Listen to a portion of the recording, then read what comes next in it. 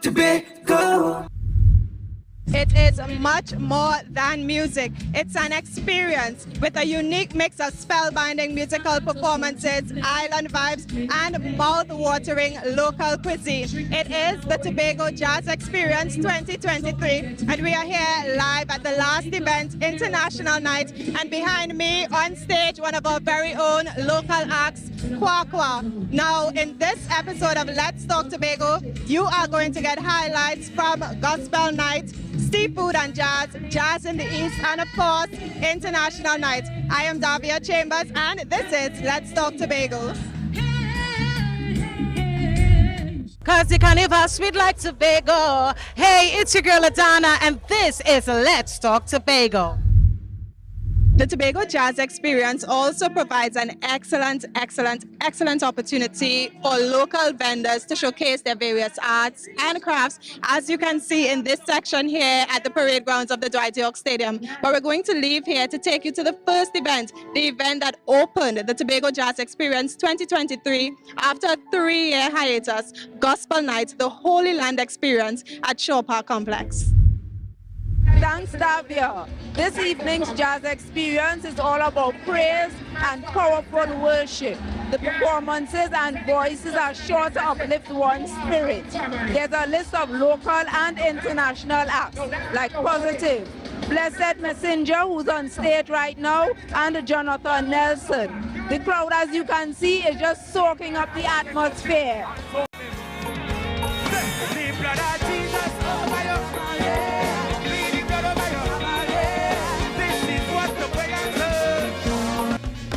Family. Tell your neighbor, use my family. Say that. Yeah. Tell the next person and the next side, say, you are my family. Right? Now that hand you're holding. Lift it up. Lift it up. Lift it up. All over Shaw Park. You ready? Hey, you serve the blood of Jesus. Bleed the blood over you. This is what the prayer says. Love me, Holy Son. I wanna hear you sing this chorus. Let's keep everything nice. Hey, somebody say, Lord, you're mighty, you're mighty. Yes, Lord, you're mighty. Holy sound to God. So, somebody praise you now. Whatever you want to do, Yahweh. Say what you the one you can do, Yahweh. Say, whatever you want to do, Yahweh. I am happy that the first night has been dedicated to gospel.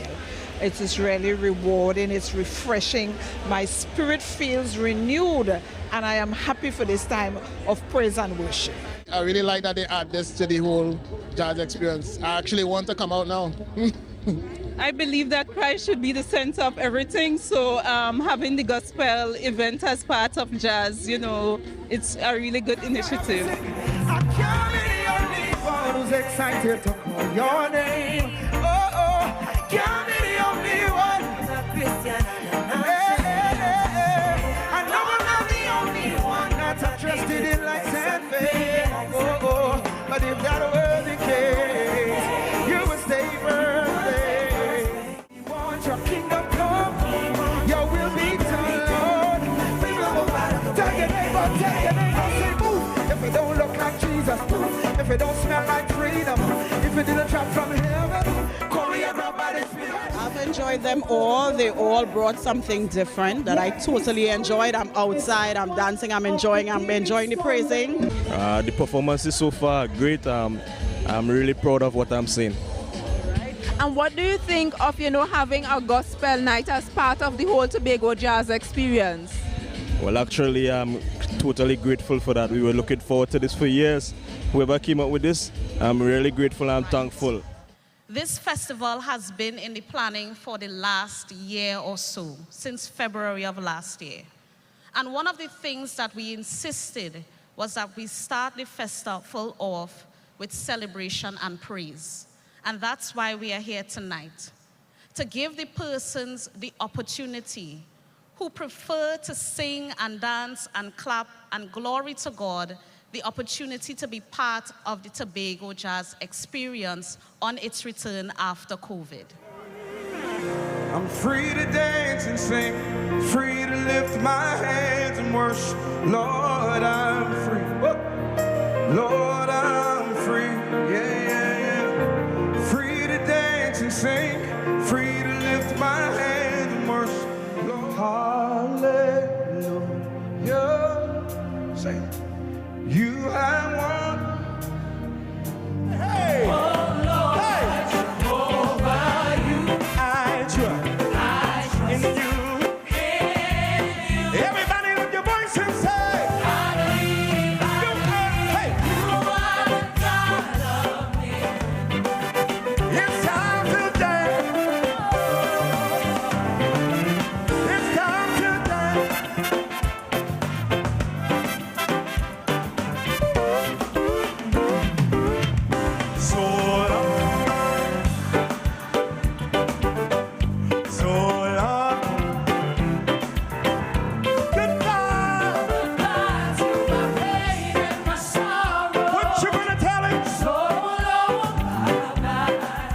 That's it for us at Gospel Night. We've had a great time.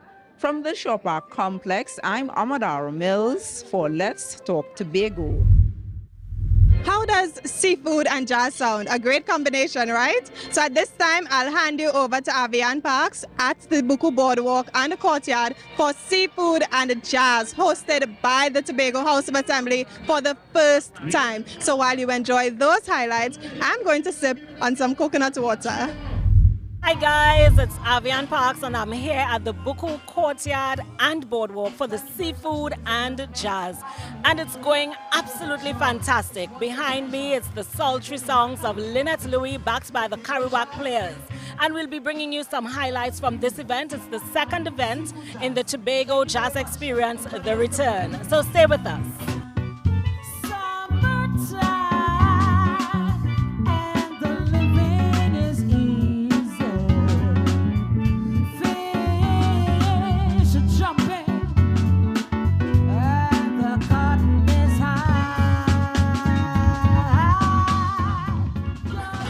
So I'm here with the Executive Coordinator of Shore Park Complex and the Buku Integrated Facility, Kern Kawan. Kern, good evening. Good evening, good evening. Welcome to Let's Talk Tobago. Thank you so much for having me. The ambience here is fantastic at the seafood and jazz. What gave rise to this event added to the Tobago Jazz Experience, The Return? Because of course, we have not had Buku as part of the lineup before. Right. Well, I mean, the inspiration came when we saw the opportunity to fill a gap. And it was desirous of us to kind of match the culinary experience of Buku and match it with the cultural aspect of Buku and the environment of jazz all at once. So that's where the whole ambit of seafood and jazz kind of merged into being, you know. So that's really its genesis. I just wanna see how beautiful you are. You know that I see. I know you're a star. Where you go, I'll follow, no matter how far. If life is a movie, oh, you're the best part. Oh, when you tell tales of magic, that must be love. So take it slow. We got so far. Come on, you say, when you, yeah, and we go right down to the dead. Share that beat of love.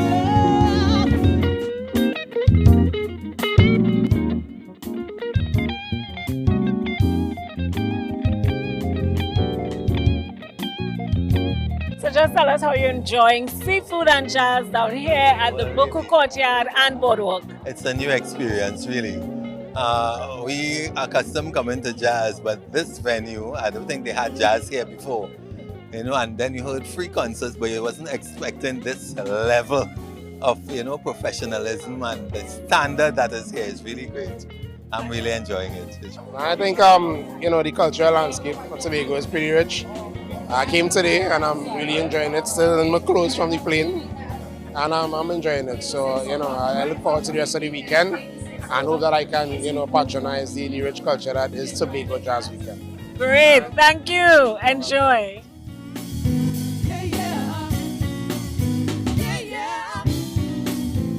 So just tell us how you're enjoying seafood and jazz this evening at Buku. This is the first time and it is amazing. This is really nice. If this was done by THA and Buku, thank you.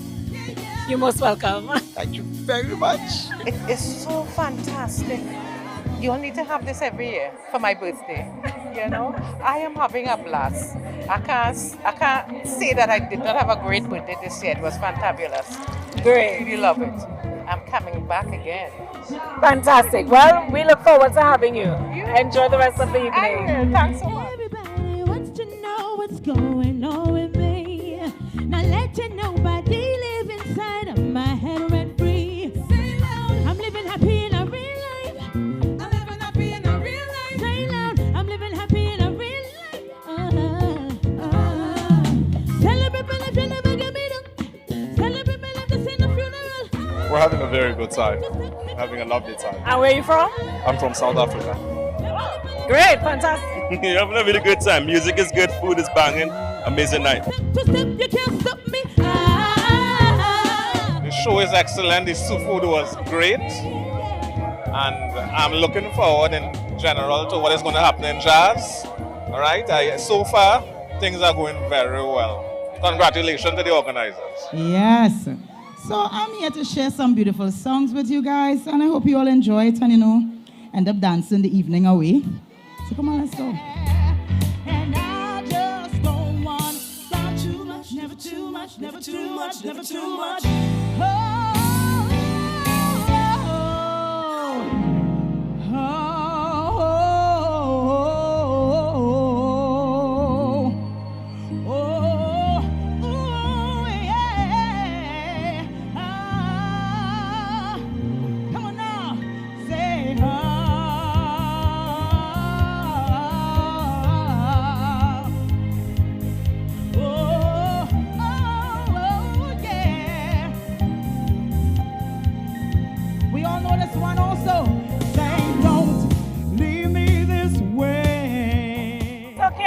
It's always amazing having you on the stage in Tobago. What was it like for you performing at Seafood and Jazz? Oh, it was my pleasure being back home and performing on stage and just giving you all the beautiful music I know you all know and love. I surely miss your tender kiss. Don't leave me this way. Baby, my heart is filled with love and desire for you. And this is how we bring the curtains down on Seafood and Jazz here at Buku Courtyard and Boardwalk. As you can see, it was an amazing experience, and you heard it for yourself from the patrons. On stage behind me, Xavier Strings, they are closing the show.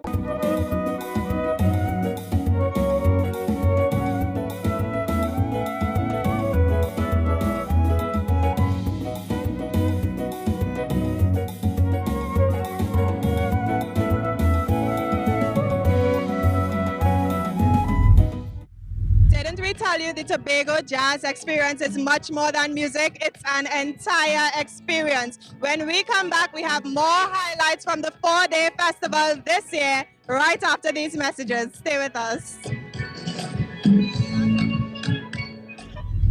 Yo, you don't know this, your boy Chromatics live from Tobago. Bigging up Let's Talk Tobago. Say, wrap it up, Maddox. Cheer! Now, scores of patrons flocked to the east of Tobago, Speyside to be exact, for Jazz in the East, which featured regional artists, Everton Blender and Richie Spice, among many other local artists. So we're going to take you there right now. Ryan McCool has all the highlights. And as you heard, we are at the Speyside Recreation Grounds, and it is the Speyside Jazz. This evening promises to be a wonderful one with melodious, sultry music with a fusion of artists from all over the Caribbean. And we do have a couple legends inside there as well, in the names of Everton Blender, Super Blue. We got artists as well as KMC, Benjai, Gardenite, Anomaly, Carol Warner, Cashier Stewart, and the list goes on. Second star, right now we got France Job on stage, and people are still coming and it's still early. The gates are now open, so let's go stateside to see what's happening. Man, it's like a paradise down there, down into Tobago. Sit down and reminisce times. Enough time me feel like crying. At last, my love has come along. Soca does give me powers. Yeah, make me jump and fit for hours. Nah. Self-praise and no recommendation. But when that one ya drop it, boom up them station. The people say, yeah, the night when you are wait for long time now, them not hear such creation again. And we're here with one of the top acts who definitely shut down the Speyside Jazz, the one and only Gardenite. Welcome, great performance tonight. Nah, man, blessed love, man, everything cool. Natural. Tell me, how was the experience? How did you feel about the delivery from the music and the reception from the crowd? Man, the reception from the crowd is always great. You don't know where it go. Everyone really look forward to your performance. How did you personally feel doing it? I mean, always proud, always proud. You know, to represent for Speyside and Tobago on the whole. Well, there you have it, Gardenite. Big artist. And as he says, self-praise is no recommendation, so I'm going to give him all the praise. Big artist, big artist.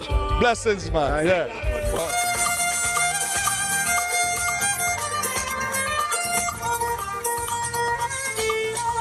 We coming from a first street. I repeat that on the back street. Party can't done. Children, come on here. Come on, the can't. The party can't done. The party can't done. Sandy Marcy, look at me. Where you come from with that? Hey, Trinidad, Mr. Where everyone. All right, we're here with one of the patrons, and tell us, how are you enjoying this Speyside Jazz experience? I'm having a ball. I'm having a great time. How have you been enjoying your Speyside Jazz experience? I'm really impressed. Really impressed. Yeah. What about you? I'm having an awesome time. Speyside Jazz has always been a real good thing for all the years, you know what I mean? It's really exciting.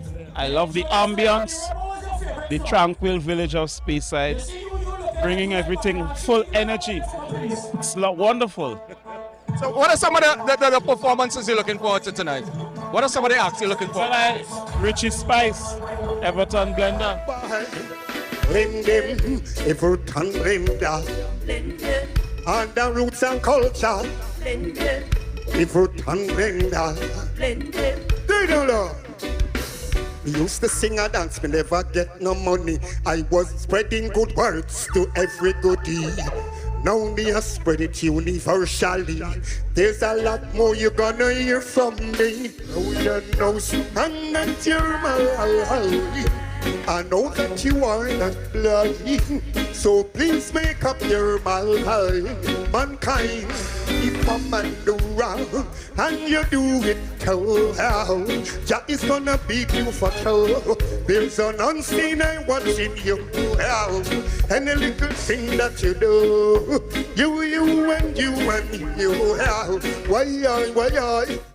Lift up your head and hold it up high. We know that we'll win the prize. I'm getting older, still we're striving for better. And we're not gonna stop till the battle is won and we get justice. Cause if you lose your stand, anyone will try to push you over and over. Lift up your head and hold it up high. We know that we'll win. Reggae legend, the reggae icon, the one and only Everton Blender. Oh my gosh, powerful performance. How do you feel about the performance tonight? Yeah, man, I feel good, man. Feel good, you know. Yeah, man, so we just want a blessing and know that the people them love the positive vibes, you know. Yeah, man, so I feel good. Tobago, love the idea. How you been enjoying your personal experience in Tobago so far? Yeah, man, people them show me love, man. People them show me love, you know. So we give thanks, I would come again. So we want to say thanks again for coming through and blessing us with a wonderful performance tonight. Thank you, man. It's a blessing, man. Nice to have him here. Watch those places you walk and mind out where you talk. Watch out for them vampires who will sneak up in the dark. Watch out for them big time thief who claim say that them smart. They bring in the crack and the gun to come mess up the use them hard. 800. Tell you what I do, they wanna see bread. There's a whole barrage of righteous people out there. And we're giving up, no way. No time, no. Whole barrage of righteous people in town. And we're going down. We never gonna stop, no way.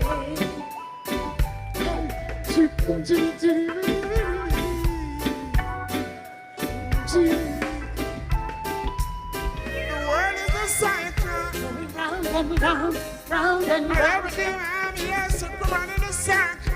Going round and round, round and round, round and round. The cycle. Going round and round, round and round. Everything around me is running in a circle. Going round and round, round and round, round and round. Check the step you take and every breath you make. I'm talking to you. Cause the little things you do is coming back at you. Talking to you. And this unique is might just be your destiny. I'm talking to you. Yes, I'm gonna rise above the odds, regain our victory. Yes, folks, it's been a wonderful night here at the Speyside Jazz. Beautiful music from dancehall to reggae to soca, a bit of jazz, and a lot of fusion inside there. A lot of fusion. The crowd, the patrons were just singing and dancing the night away. And I believe everyone enjoyed themselves. So, from all of us here at the Speyside Jazz, it's over to you, Davian. Now this event, International Night of the Tobago Jazz Experience, was nothing short of amazing. From the local performers, Kwa, Stephanie Joseph, Storytime, the Pan Trio, Kirsch Ramsey, Kishon Julian, and OJ Richards, to international acts Coffee and Boys to Men. I am very excited to share these highlights with you because I enjoyed it all, and I really hope that you enjoy it as well. This world is getting so cold. I wanna keep running like a soldier. Somebody must have touched my soul. I'll pack my things and go. That's right. Hit the road, yeah. Don't you come back no more. Don't you come back no more. Let me tell you a story about a little boy who live a country. Yes. With a dream so big, so nice and much energy. People think he asleep plenty. Well, we are so impressed with this evening. It's amazing. We've been to a lot of live gigs in the UK, and this beats everything we have seen. I love the music, I love the acts so far. We're here with some good friends, and the vibe is just fantastic. Yeah, my name is Shaka, I came from Trinidad. Yeah, so far everything good, nice music, good entertainment, good people with me here too. So yeah, so far the vibe is nice.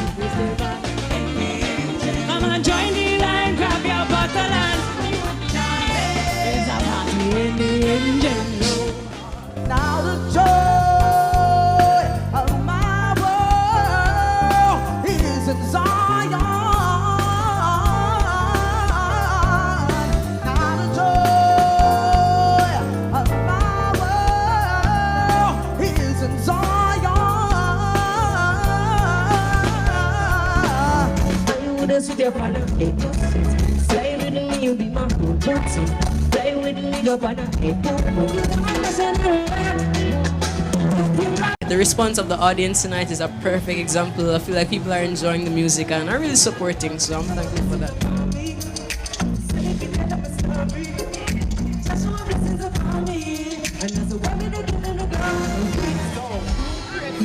Talk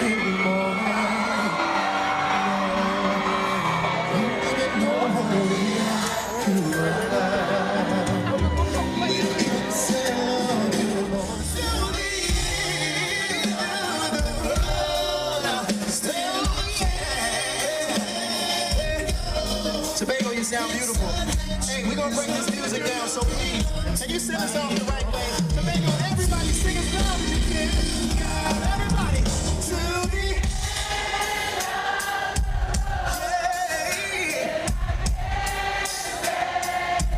y'all can sing louder than that. Yeah, they can sing louder than that one. Louder, louder. Go. To the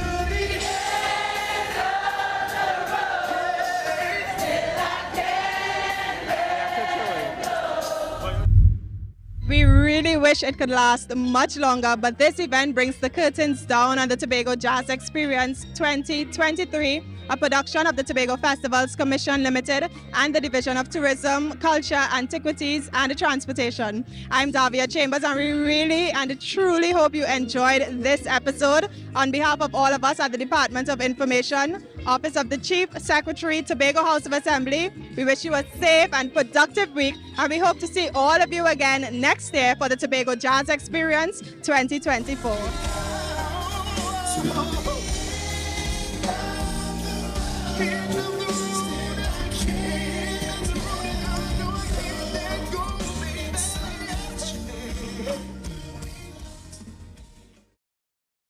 Welcome to L'Image Parfait Day Spa, your urban oasis and wellness center. Our services includes massages, treatments, facials, pedicures, weight management, detox programs, and much more. Call us today at 624-1452 or 720-7474. Trinidad locations and Bonacord, Tobago at 273-7772. Let us treat you like the VIP you are. Sign up, save, and win every day with Digicel Plus. You could win a tablet or a TV every single day. Just sign up for Digicel Plus and like yourself. Visit digiceltt.com or a Digicel store to sign up now. Promotion ends May 19th and is approved by the NLCB. October will never be better with Tobago Carnival fever. Book your passage and come on over. It's a different type of thing down there. And we party till we drop down there. With a lot of pretty girls down there. Down in Tobago. Tobago Glass Supplies has been a leading name for over 37 years in the glass and aluminum market in Tobago. We provide an extensive range of high-quality, innovative aluminum and glass products for commercial and residential use. Competitive prices with superior and professional services by committed employees who are guided by rigid quality standards. Tobago Glass Supplies specializes in the manufacture and installation of glass and aluminum products that are essential to today's homeowners and the business environment. We are engaged in marketing, sales, and installation of a variety of products. These ranges from windows and doors to necessities such as mirrors for homes and vehicles, designed and manufactured in-house or imported.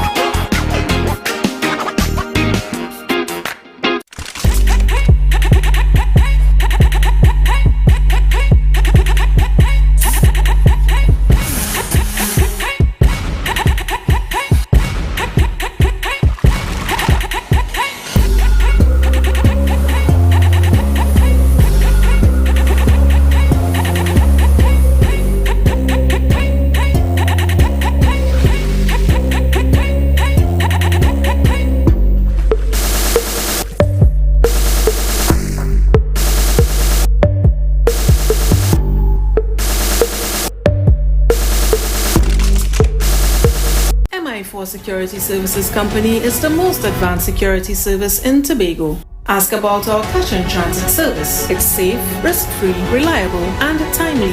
We provide safe banking delivery for all business types and sizes with highly trained staff, 24/7 monitoring, coordinated emergency response, and a well-maintained fleet of armored vehicles. Contact us at 660-7723 or visit our website at www.mi4securitytt.com to sign up today. If you see or know about a crime, report a crime safely and anonymously. Call 800-TIPS. Help stop crime. You can play your part safely and anonymously. Report a crime. Earn a reward. Call 800-TIPS. Help stop crime. Be a hero. Champion. Fearless citizen. Be a crime stopper safely and anonymously. Call 800-TIPS. Help stop crime. Yes, be careful.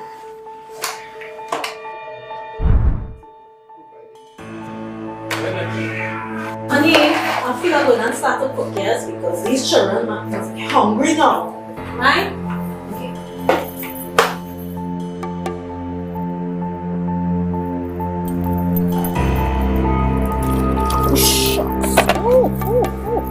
These plugs, oh my gosh.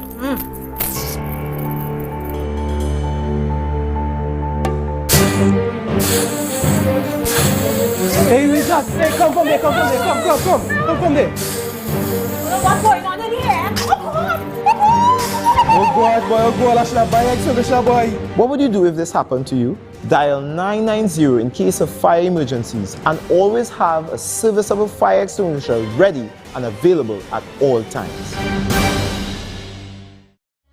Tapicom. Welcome to the future. The only card you will need in a new world. Digital business cards. Safe, hassle-free. The future is here. Tapicom. New generation digital transfer. Digital time clock cards. Digital attendance cards. Air tags. Customized designs. Digital clothing tags. Digital pet tags. Tapicom. The future is here. Contact us today. The best place to stay in Tobago is at Thorn's Place with rates starting as low as 200 TT. Call or WhatsApp 745-7306 or 682-8676. We are located uptown Scarborough, 5 minutes away from the port. Remember, at Thorn's Place, our aim is to make your stay safe and affordable. You can now get whatever you need whenever you need it anywhere in Tobago with Tobago. Your meals, medication, groceries, and shopping all delivered directly to you. No more hassle, no more stress. Get the Tobago app today on Google Play or Apple App Store. That's TAPPOGO and let us deliver to you. Check our website at www.tapogo.app or call the experts at 494-TOGO and 484-4746. Tobago. Relax. We will get it to you. Tobago's at your service. Put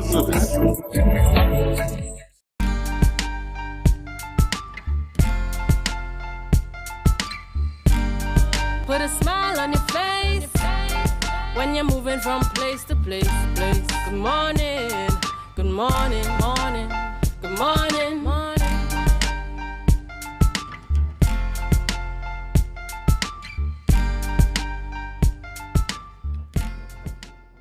Good morning, viewers, and welcome to the Tobago Updates Morning Show, coming to you here live from the Port Mall in Scarborough, Tobago. Good morning to each and every one of you. As we continue to give God thanks for life, I am Julian Skeet. Just this morning, I'm here solo with you on this Monday morning. But more importantly, folks, just in case you've missed it, it is the 1st of May. It is Monday, the 1st of May.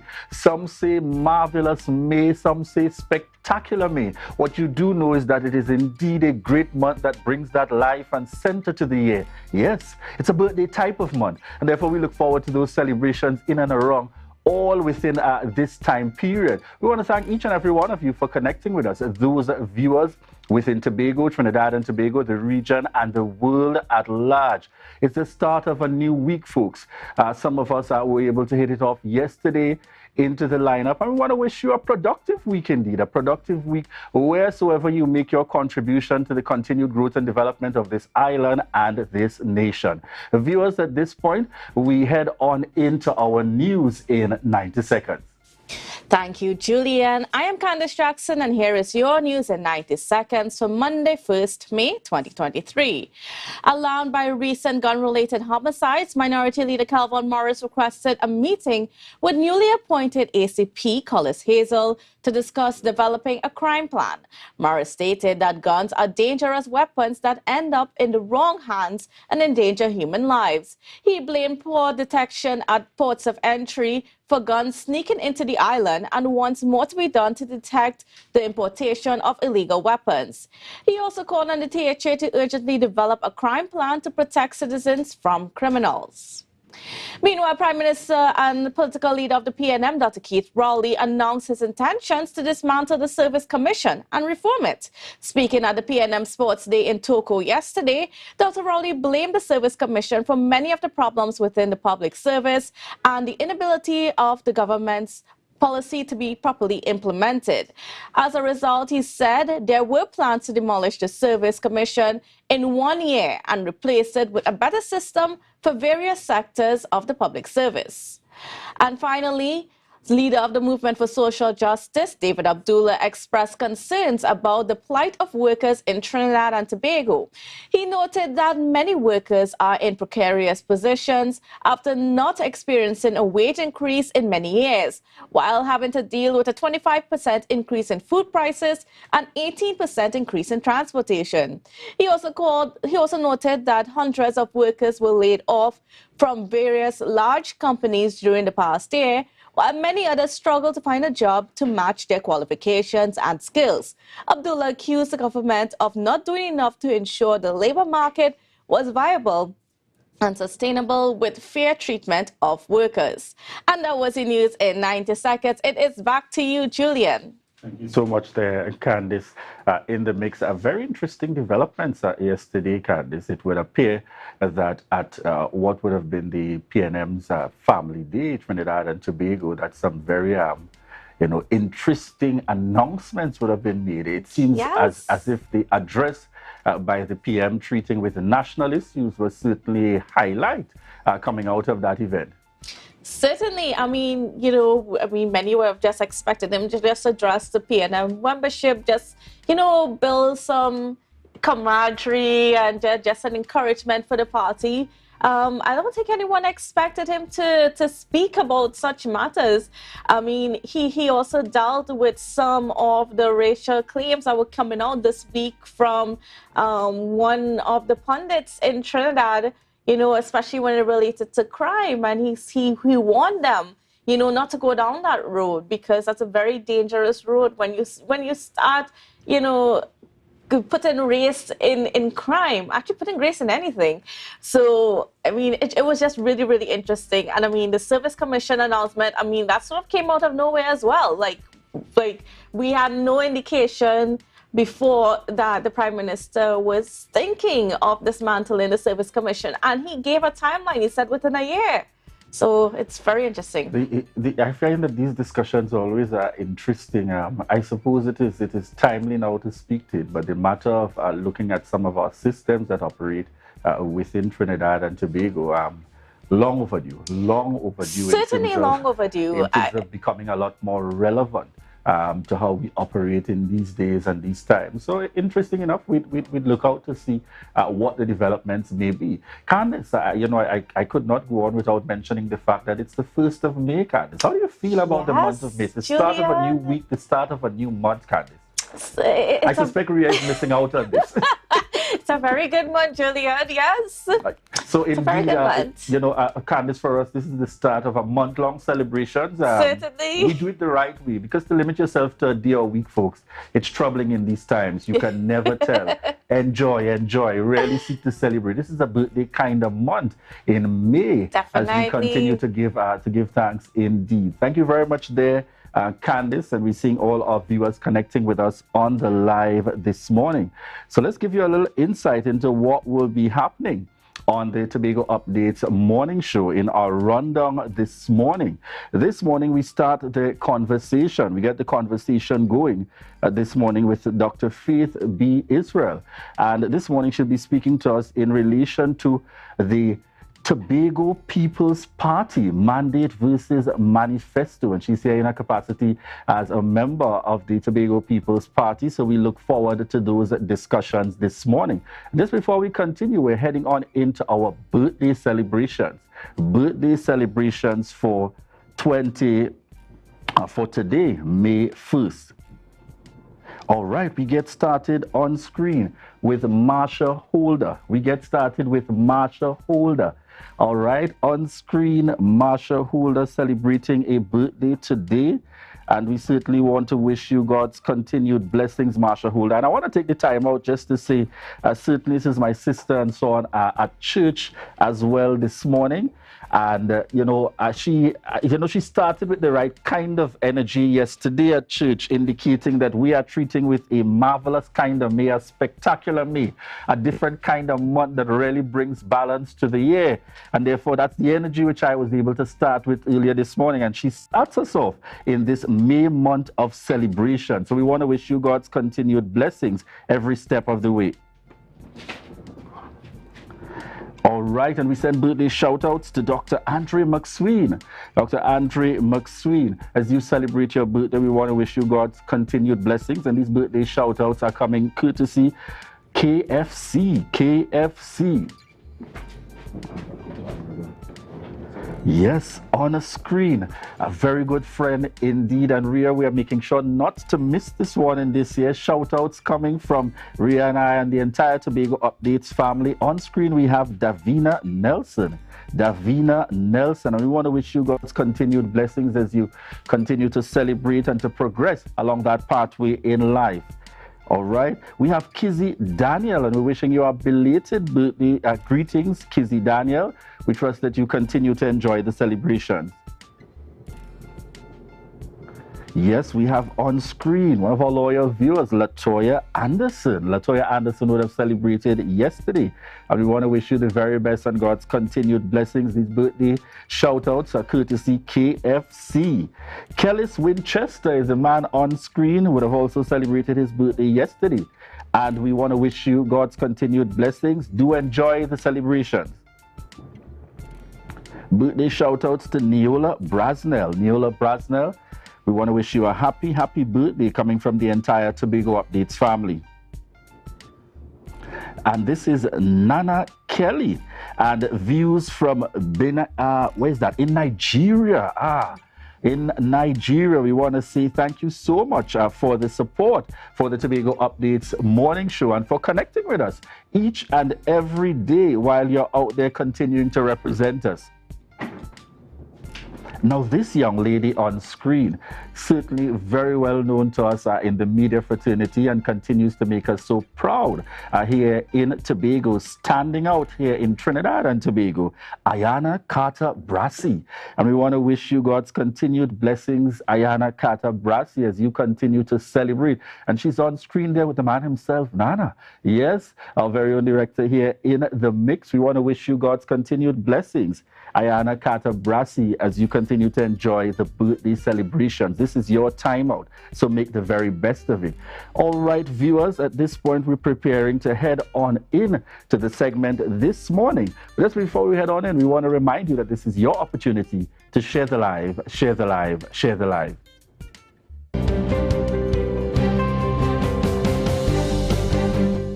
Since 2012, the United Nations has commemorated the International Day of Forests on March 21st. This was deemed necessary to create awareness of the importance of forests and the role they play in the lives and livelihoods of the people of the country. With Tobago boasting the honor of having the oldest protected rainforest in the Western Hemisphere, Assistant Conservator of Forest in the Division of Food Security, Natural Resources, the Environment and Sustainable Development, Darren Henry said awareness of the importance of our 247-year-old rainforest is ongoing. We have been doing our education drives, we have been doing our promotion. For example, here is a form of public awareness. We have been doing that. We have been going out to the schools, taking schools to wetland and rainforest. So I've seen some improvement in the behavior.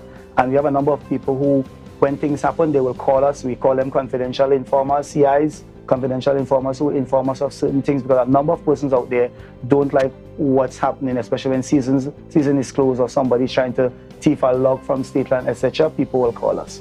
Though he said most persons know and understand its significance, others see the rainforest as just bush. Without that forest reserve, our beaches, our life and livelihood in the rural communities, the waterfalls would have all been disrupted. Because think about Tobago, we probably have about 2/3 of the island under forest cover. Think about it not having that forest cover, the kind of environmental impacts, and the forest reserve really provide ecosystem services, carbon sequestration, purification of the atmosphere, production of oxygen, water production, water retention, infiltration, and all medicine and all those kind of things. The 2023 theme of the International Day of Forests is Forests and Health.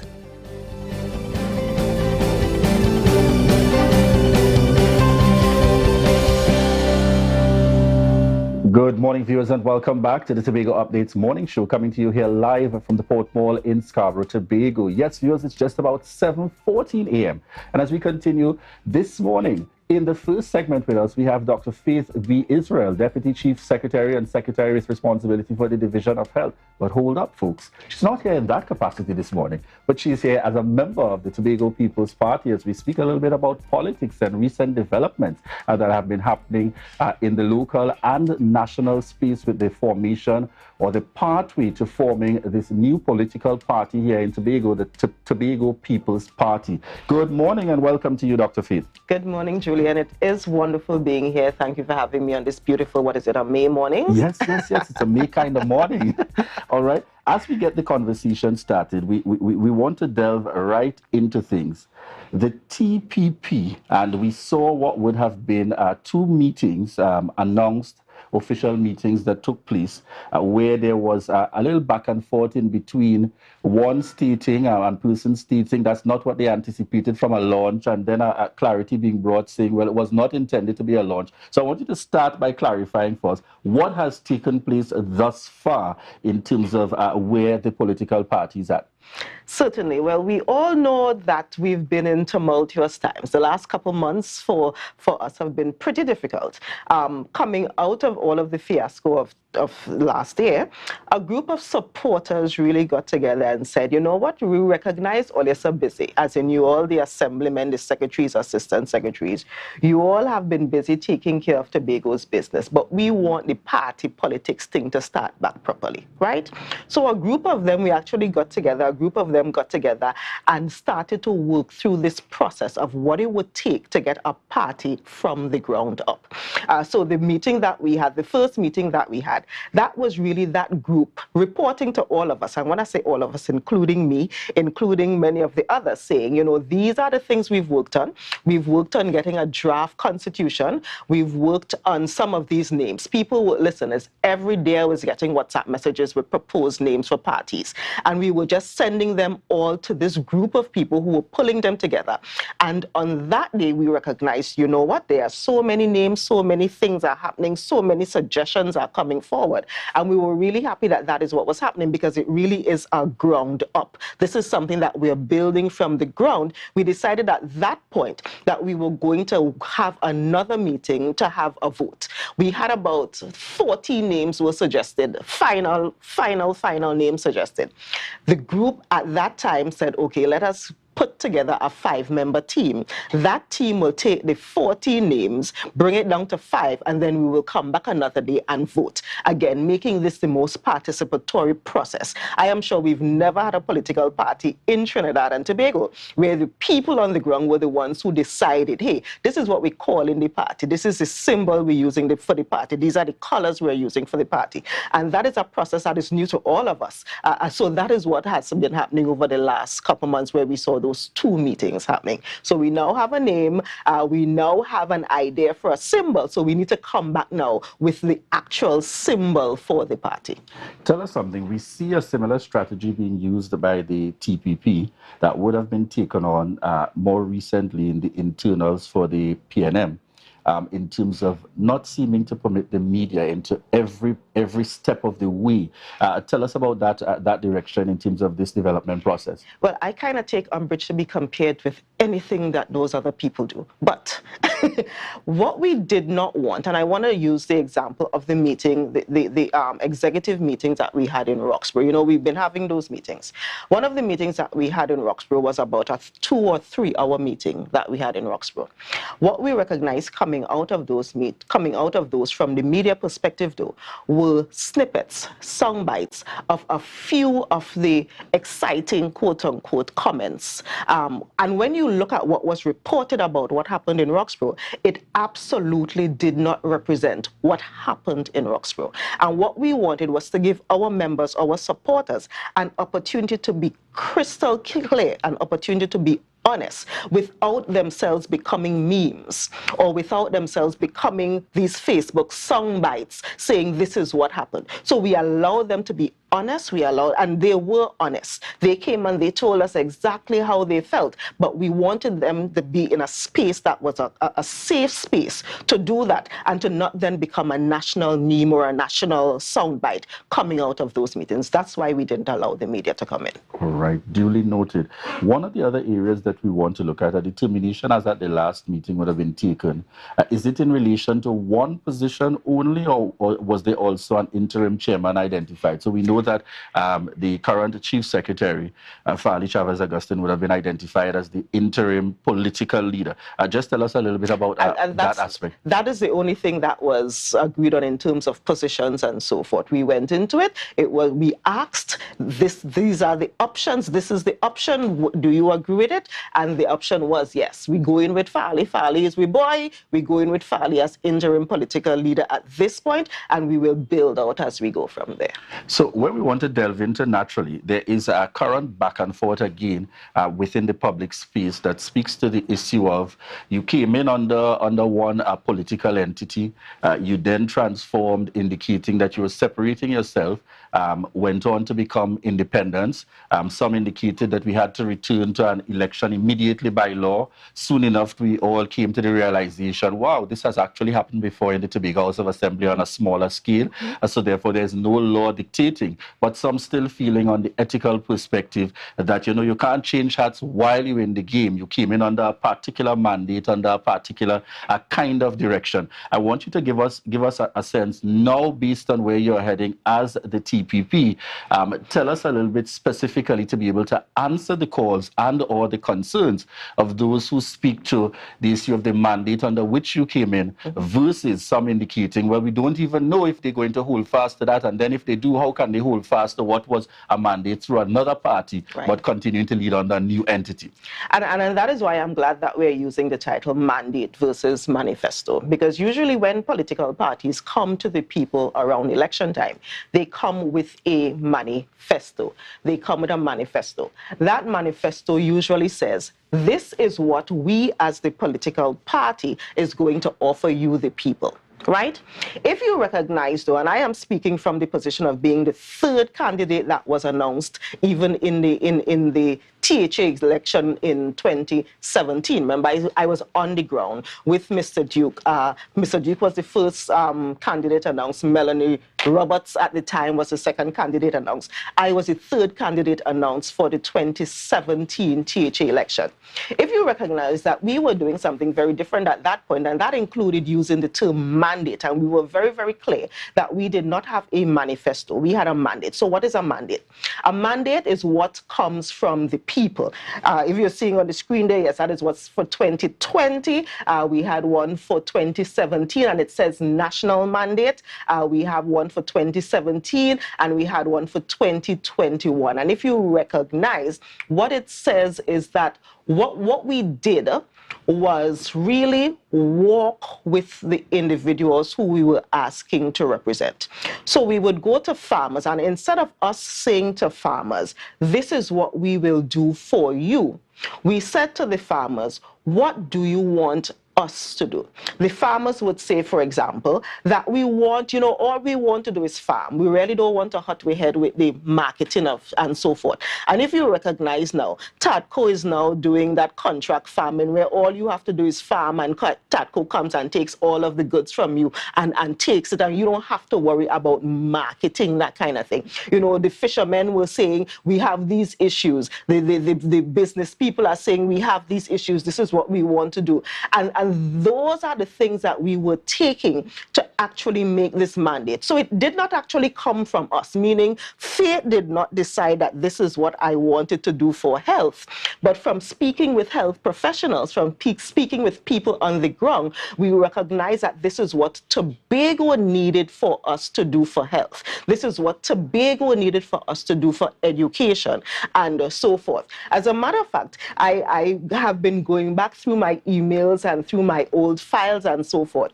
And I actually have a bunch of emails, a bunch of WhatsApp messages, a bunch of single page documents that was a paragraph where an individual would say, you know, we do all of this work with cooperatives and we do all of this work with business sector and so forth. This is the paragraph we think you should put in as it relates to cooperative, or this is the paragraph we think you should put in as it relates to cruise ships and so forth. And those are the things that we then took from the people on the ground and then made it our mandate. So we are here representing what the people have asked us to do. Yes, we were unceremoniously, and you said it so nicely, we all left. No, Juliet. We were kicked out. We had no other choice at that point. We were kicked out of the organization, so we had to leave. But what we are doing now is still following what those individuals, what Tobago told us they wanted us to do. That is what we are continuing. And again, if you look back at the images of all of the documents, we never actually said this is a PDP mandate, you know. We said a national mandate, a Tobago people mandate, a people's mandate. And that was specific because we understood that it was coming, the direction was coming to us from the people on the ground, and we would just be the conduit. We would just be the ones who execute what they are telling us to do. And coincidentally, this whole thing, if you really think about it as if we are building a house, as in what has happened so far, you really have a situation where you have, well, it started with 15 of us, 14 of us ended up going into the executive. You have 14 people building a house, right? You have, and I'm using Joel. Joel is a plumber. Joel has been plumbing from day one. Joel continues to plumb because that is what Joel has been hired to do. Joel keeps plumbing. You have a situation where one man decides he ain't want to be a part of the building house crew again. And he get up and decide that he taking a name and go with it. Now, everybody else, the other 13 of us, are still busy building this house. Joel is still plumbing. I am one of those, all I can do is tote dirt. So I am still shoveling dirt, building this house. Yes, the one person who was a part of this decided he no longer wanted to be a part of this house building team, then that is his business. That is his choice. The rest of us, we are still here actively building this house. And we have done so much work so far. And one of the things I want to just highlight really, really quickly, you know, we talk about all of the bills that we've met and so forth. We now have a situation where my colleague in education has actually spent over 25, probably $30 million on gratuities and stuff like that owed to teachers. In my division, where we've done all of these cataract surgeries, we have all of these potholes that have been fixed. We have all of these things that have been happening so far, and we continue to build this house called Tobago. So is that, can I amount that to suggest that it's a clear indication that, as far as you are saying, the same mandate remains applicable? The same, we never stopped.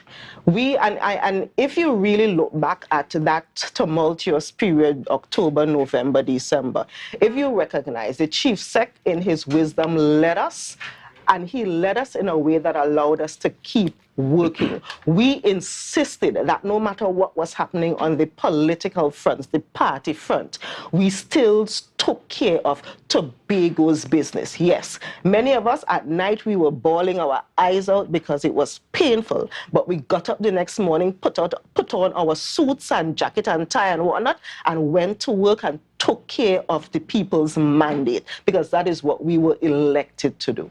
How do you propose to deal with the fallout that will come naturally from the political leader of the PDP if he gets to the point of saying, but this is a PDP Tobago people mandate versus what is now being said by the TPP?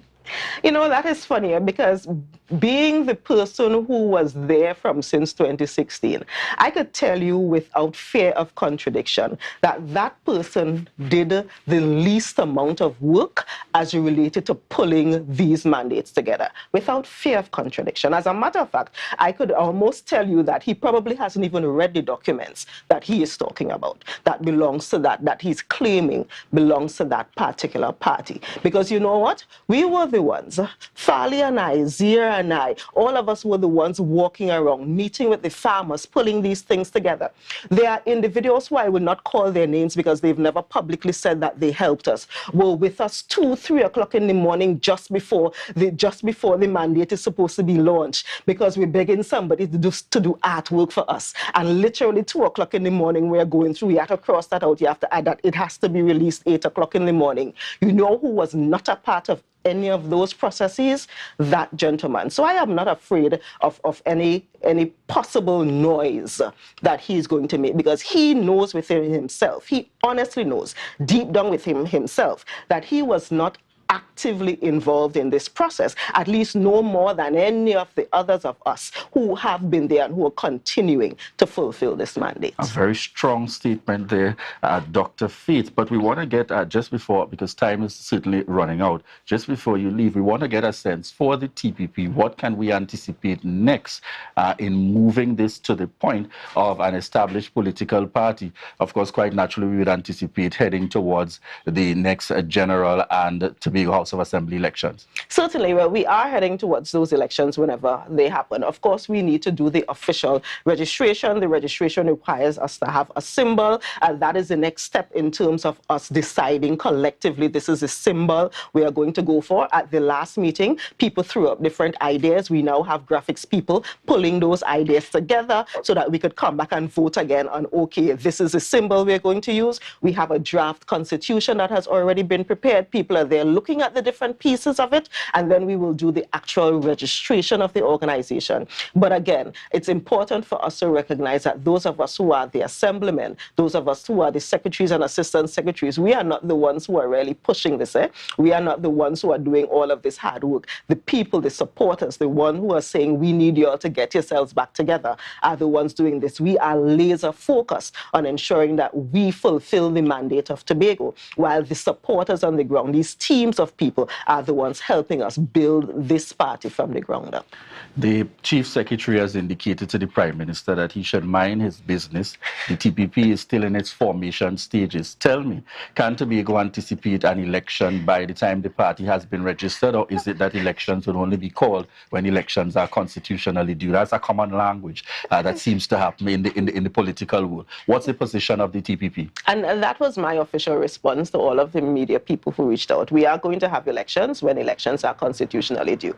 I know that people are having an uproar by the use of the word damn, and I am going to say that we stand very, very squarely behind our interim political leader, behind our chief sec, telling the political leader of the PNM, who just happens to be the Prime Minister, to stay in his lane. And as a matter of fact, if it were me, I would probably use more colorful language. I would probably be up here apologizing again, Julian, because of the language that I used, because of how insensitive and how disruptive that's the entire op-ed. And, you know, could you imagine if we were in a situation where Prime Minister Kamala Persad-Bissessar had written that op-ed when Chief Secretary Orville London was here? How the whole of the PNM would have turned upside down, stating disrespect and so forth. So no, there is going to be an election when the elections are constitutionally due. Now, if they want to hurry that up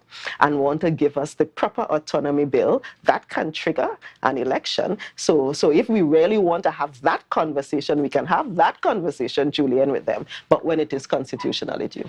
Very interesting. And in true political form, she makes loaded statements at the end when I can't even explore those questions because directors are shouting that we're just out of time. Thank you very much, Dr. Faith B. Israel, bringing us some updates here from the TPP, new political party on the horizon, where things are at, and a firm indication to the people of Tobago and beyond that the mandate remains Tobago's mandate, and therefore they intend to continue to focus on carrying out and executing that mandate. We look forward to the follow-up that will come from this as we hear from others, particularly the political leader of the PDP, when he speaks in giving his response and position regarding the new Tobago People's Party. So thank you very much again, Dr. Faith B. Israel, for joining us here on set. Viewers, we want to thank you so much for the continued love and support and for choosing the Tobago Updates morning show. We prepare coming up in our next segment, Braden Roberts, Tobago officer for Tutor, and we look forward to hearing of those discussions coming up next with Braden as we speak about issues within our our teachers and our students and that combination of the school system. We look forward to getting even his perspective on the happenings in relation to what took place within late last week with the bomb scare at a time like now. Very interesting development in 2023. Folks, imagine we've gotten technological. Just a few years ago when I was at school, it was a call that will probably happen and you say that there's a bomb scare and you can't trace the number. Imagine now an email is being sent. We look forward to hearing the perspective of Tutor on that as well. Viewers, we want to thank you so much for the continued love and support and to remind you that this is your opportunity to share the live, share the live, share the live.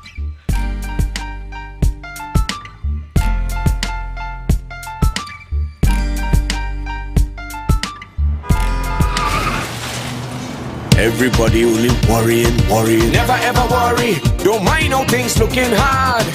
I tell them never ever worry. If your nice car get damaged bad, I tell them never ever worry. What I'm saying is true. So just consider Tatil is always right here for you.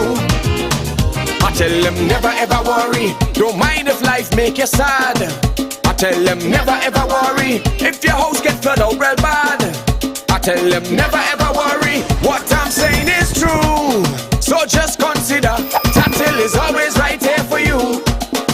I tell them never ever worry. If sickness catch you off guard, I tell them never ever worry. If times fall on you real hard, I tell them never ever worry. What I'm saying is true. So just consider Tatil will always be here for you. Never worry about a thing. Tatil, where people are people. You know what I mean.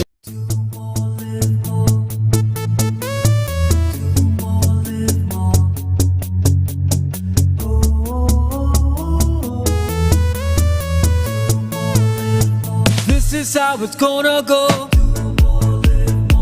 They better look up and look, 'cause this is your show, and everybody's gonna know. Say it to them once again. They better look up and look. This is your show, and everybody's gonna know. That's how it's gonna go. They better look up below, 'cause this is your show.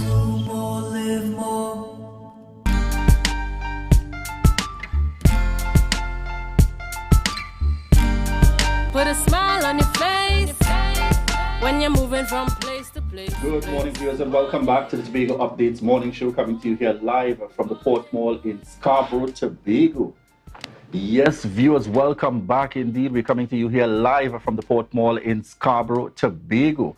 In this segment, viewers, we're heading into discussions with Braden Roberts. And Braden is the Tobago officer on Tutor. No stranger to us here on set. And we want to welcome you this morning. Welcome, Braden. Yes, good morning. It's always a pleasure to be on the program with you all.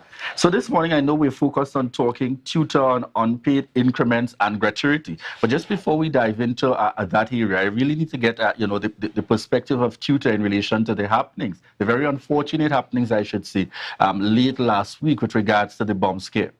Right. So first of all, as you would have mentioned, unfortunately, the word to use. We had 2 terms previously where we had numerous disruptions. This is definitely not the term for these kind of happenings. We are seeing a society that is not so caring as they should be, I don't know how this could be a joke where students are preparing for an exam and that kind of a thing, we are to, however, prepare. Let's say near closer to exam time, if something like this is to happen, what would be the contingency? What would be the substitute days or what the contingency would be should this happen going forward? So while there's a lot of negatives that persons would easily see, there's a positive in it. Now, we would have seen some schools not being able to respond as they should have. So it tells us that we need to be better prepared. We know a lot of persons are looking at things in America. They may get creative here. So we need to be better prepared. So it's quite unfortunate. I would have seen some young man claim it and then he tried to clear his name after. These are not things for us to be joking about. Again, this term is not the term for disruptions. But however, I am grateful for the way in which the ministry and the division handle it. In some areas where they needed to dismiss schools, they gave the leeway for schools to be dismissed. But it shows up the system within schools, not so much the division and the ministry, but within schools, principals having things in place, the safety committee having things in place so that you don't have children lagging back 10 minutes, 15 minutes after the order was given to get to the muster point. So we are tightened up on some of those things. So it's a negative, but there's a little positive to remind us we need to be prepared. All right. Certainly, a gentle reminder. And folks, I think this is something that we ought to stand firmly against as a population. Totally unacceptable because that kind of disruption can only lead negative in terms of its impact to our wider cross-section of our society, especially the vast amount of schools. I'm sure each and every one of us, you learned of it by force, wherever you were in Trinidad and Tobago, when you ask yourself, what are all these school children doing in and around, yes. at that unusual time of day? As we head on into the focal point for this morning, we're speaking to tutor on unpaid increments and gratuity. And certainly we look forward to getting the perspective coming out of the last interview and discussions with Dr. Faith. There are references to the fact that I think approximately about 25 million or more are paid in gratuity, a record high. Compared to the former administration. Tell us, what's the perspective of tutor at this point? All right, so it is important for myself and for tutor to highlight this particular issue. I'm not discounting the fact I'm grateful that the current administration would have found monies to pay some of the outstanding. Yes, they will have inherited a large bill, but we have teachers. Now, teachers don't want excuses and nice stories. So that's not my job to give them an excuse. I am to advocate as forcefully as possible. We have teachers who they are owed sometimes maybe 100 or something thousand, 200 or something thousand. The budget that the division gets per month, when they pay the regular salaries and their regular expenses, they seldom have money to pay persons their outstanding increments, their gratuity, and their arrears. So what would happen is those persons whose increments maybe about 15,000 or 20,000, they would pay out 5, 10 of those. But there are persons who are languishing for years because the division simply has no money to pay. Now, what I'm grateful for, the administrator now, I have a very good relationship with her. So issues raised, you would see where there are attempts to address some of those issues. So for the past few months, I've been at the division meetings. This is an issue. Members will not be pleased with me coming to say, it have no money. That's not an excuse that anybody wants to hear. During the week last week, I had the conversation with the administrator again, and she would have given the commitment they will pay some in the very near future. So I'm grateful for the relationship that we have with the division. It doesn't negate the fact that there are persons waiting 5, 6, 7, 8 years for money they already worked for and not getting it simply because the division is saying they have no money to pay. I was informed that in the last year or the year before that they would have paid close to 17 million in education, and they are putting forward a close to 2.5 million to pay out in the very near future. However, there are persons who are struggling with outstanding monies to be paid for them for years. So my advocacy here is, while we plan for all these activities in Tobago, persons will have worked for their money. It's not a new initiative that we're trying to build on the street.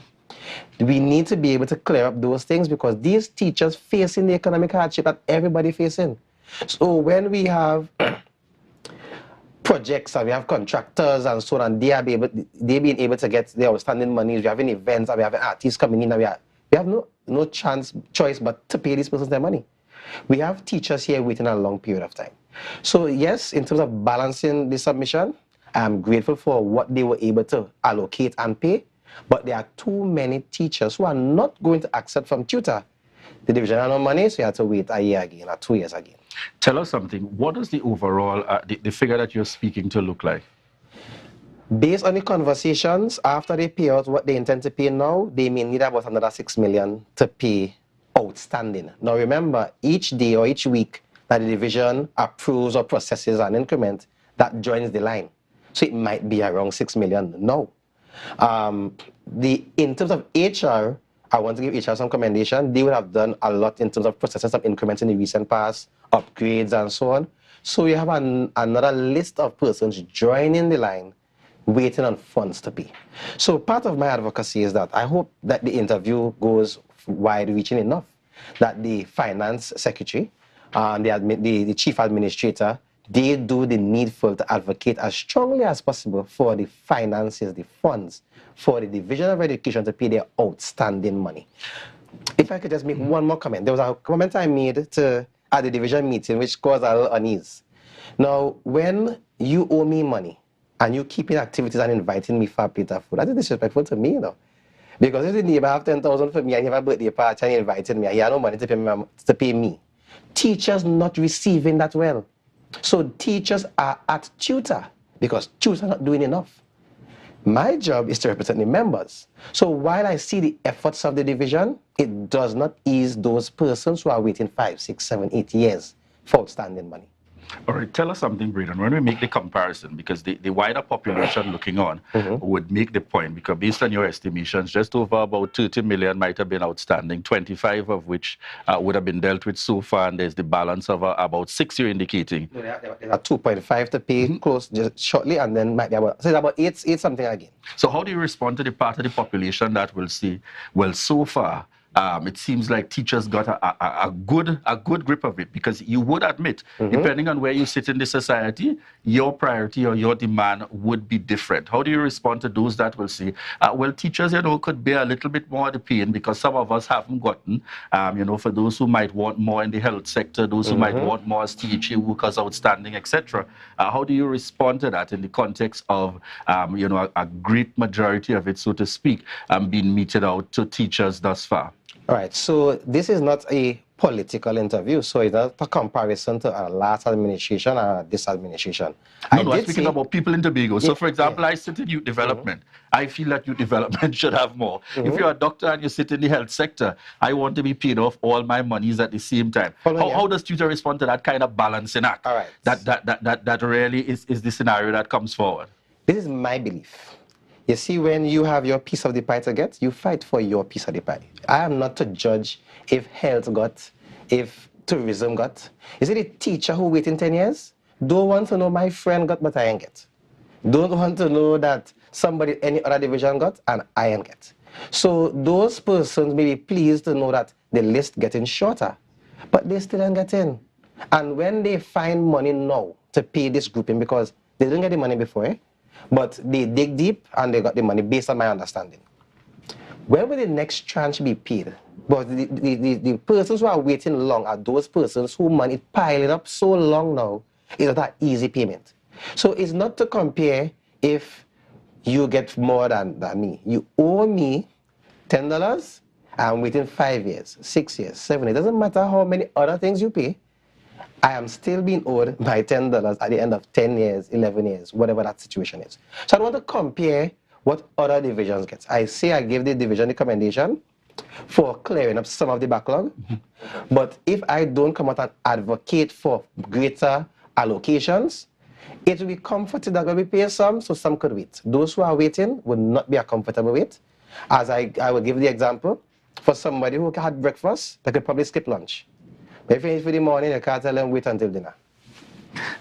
Definitely understood, Braden. You have your responsibility, notwithstanding the circumstance. I want to know very quickly the support of tutor at the national level, because one of the realities for us in Tobago, you might hear the flip side being said, as has been bandied about somewhat in terms of allocations coming to Tobago. Is there also that level of advocacy happening at the national level similarly, with the hopes that we would probably be able to get more? So I know you're speaking to a management issue here in Tobago, but we're also looking at the flip side, management is one aspect, but you know, we could always do with more money here in Tobago. Tell me about the position at the national level in relation to that. Right, so nationally, we do a similar advocacy. I'm not certain of the reach as how I would be, it's easily for me to be in the interview and be in at Tobago updates and so forth. I'm not certain as to how far reaching it is, but I have been in interviews on the national stations speaking about the same investment for education. Now, we call on teachers to just give their best. Regardless of what their salary is, whether we owe you, we upgrade you or not, just give your best. For teachers to give their best, we have to support our teachers. Too many of our teachers are going to school trying to forget the challenges, the financial problems, to focus on the children. It's not an easy thing for a teacher to be working for $6,000 a month. Your mortgage, your grocery bills. Sometimes when persons talk about the Eagle land, might be have $500 in your account after your deductions, you know. So we forcefully advocate at the national level too, and I also play a role at the national level. When we go to the ministry meetings, one of the permanent secretary, well, he had a term, he would call it KM1, where he is a recording, he jokingly play that have no money, have no allocations. So when we raise issues, he will say, okay, like, we pretend to play the recording, have no money. But it doesn't say we're not going to keep advocating. And I am going to ensure and do my job to ensure that we advocate. I feel like you're at a point where you don't know what to believe because, as you said, that seems to be the natural response, whether it's THA or it's government. You always hear about the challenges with funds. And if I can quickly, yeah. So let me allow you to make your closing comments as we prepare to wrap this morning's interview. If I could quickly respond to that. Now, I hear that, that education gets a large chunk of the budget, but we are not seeing it. I'm not certain how the management, especially of contracts and repair program, and how we spend the money that we are getting. However, it's not trickling down to some of the key stakeholders. Too many of our teachers, and we have some contractors who sometimes they meet me and complain that they didn't get their money from the last repair program. But we need to know how we are investing in Trinidad and Tobago. We are spending a lot of money investing in crime-fighting measures. If we train our children right, there's less crime we would have to be fighting up with going down the road.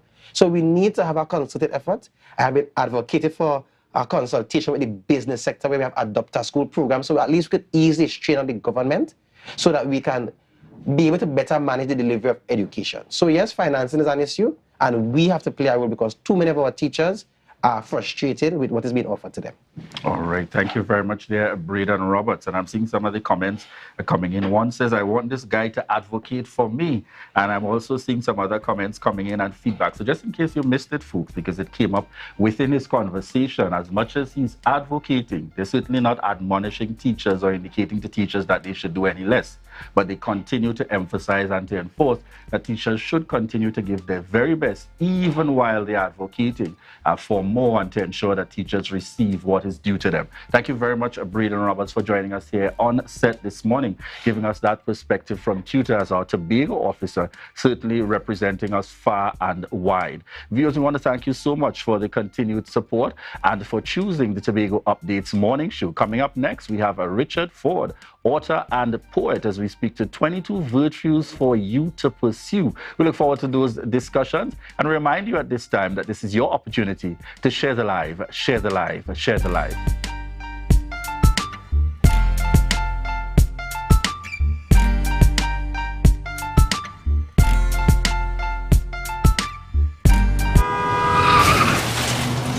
Everybody only worrying. Never ever worry. Don't mind how things looking hard. I tell them never ever worry. If your nice car get damaged bad, I tell them never ever worry. What I'm saying is true. So just consider Tatil is always right here for you. I tell them never ever worry. Don't mind if life make you sad. I tell them never ever worry. If your house get flooded out real bad, I tell them never ever worry. What I'm saying is true. So just consider Tatil is always right here for you. I tell them never ever worry. If sickness catch you off guard, I tell them never ever worry. If times fall on you real hard, I tell them never ever worry. What I'm saying is true. So just consider Tatil will always be here for you. Never worry about a thing. Tatil, where people are people. You know what I mean. October will never be better with Tobago Carnival fever. Book your passage and come on over. Sign up, save, and win every day with Digicel Plus. You could win a tablet or a TV every single day. Just sign up for Digicel Plus and like yourself. Visit digiceltt.com or a Digicel store to sign up now. Promotion ends May 19th and is approved by the NLCB.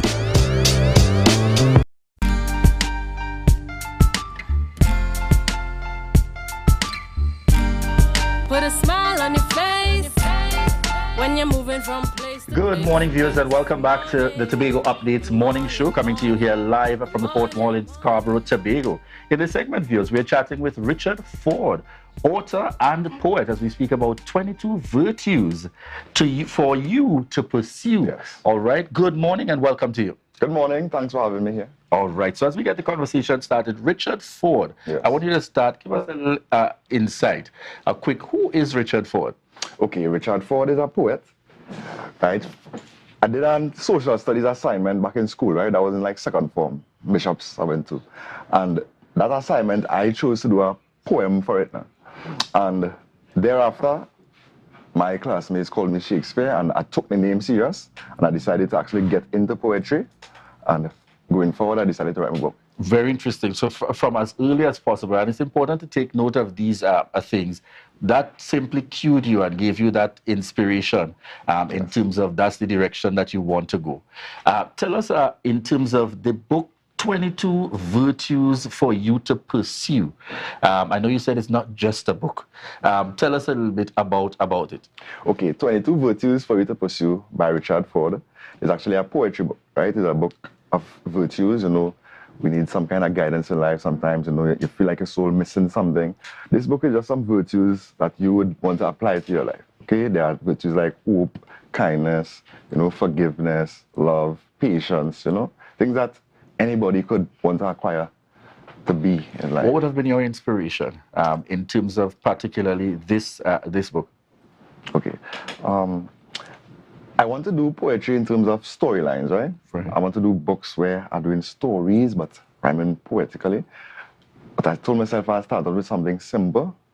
This is my first book I've published, March 29th, so I told myself, let me go with some basic concepts that I could get people to understand where I'm coming from, and then we could go further from there. For somebody looking on and having that kind of, I always probably wanted to have my first book published. Tell us a little bit about, what kind of time frame and effort went into this to be able to get to that point to publish in March. How long before that did it start? I had this idea about 3 years now, And to be honest, this book could be published in 3 months. I procrastinated over the time, and I just told myself that I have to do it and get it out of the way. I have to actually do it. Stop thinking about it, stop planning to do it, actually do it. The first step came with writing the poems. You want to do a book, but if you never put pen to paper, you really don't want to write something, right? So that is where it started. So would that be part of your message for persons looking on, who might be in the same? I know sometimes some of my colleagues into writing would say, Julian, I have to be in that space.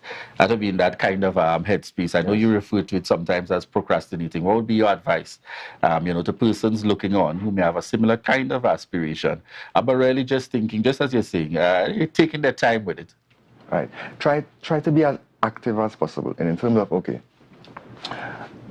to yourself, you want to do something. Everything have steps A before you reach to Z, right? There are basic things that we need to get out of the way before we think about the larger goals, right? So you need to put yourself under some pressure too. Okay, I don't know exactly what the process is, but if I start this, I'm sure I could get somebody to give me some information on what the next step may be. Yeah, they have something to work with. And that's what I'm saying, so.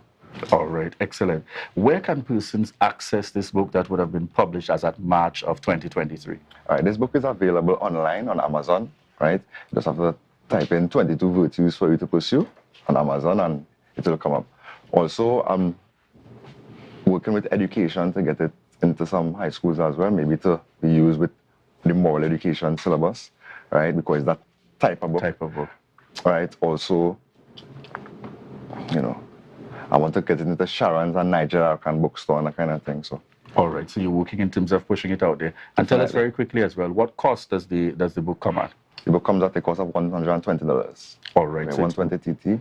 120 TT for 22 virtues for you to pursue. Yes. Certainly, the package is going to be much more. Yes. Online, however, is $12.99 for the book and the ebook. Because you could download the ebook as well. That would be $15.99 US. Right? But once you order a physical copy, yeah, 15. That person's asked. Before we wrap this morning's interview, I want you to include contact information. How can persons reach out to you? For those that may see you here and probably want to have you, at a school, a library affair, something that's taking place, and say, hey, it's a good thing to have a perspective from somebody who is new in this realm. How can persons reach out to you and make contact with you? Okay, on all my social media, you could find me at Plasma the Poet. Plasma is in the TV, PLASMA.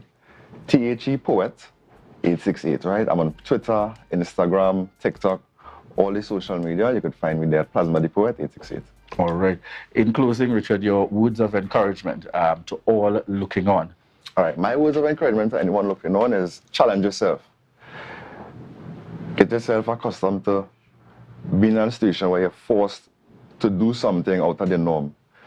Try not to be as comfortable all the time because there's growth in discomfort.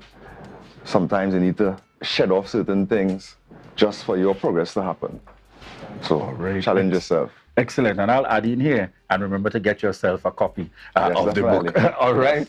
Certainly. Thank you so much, Richard Ford, author and the poet. 22 virtues for you to pursue. Yes. Get your copy, and certainly the opportunity to be able to benefit from the poems that will be found within and now available for purchase on Amazon.com.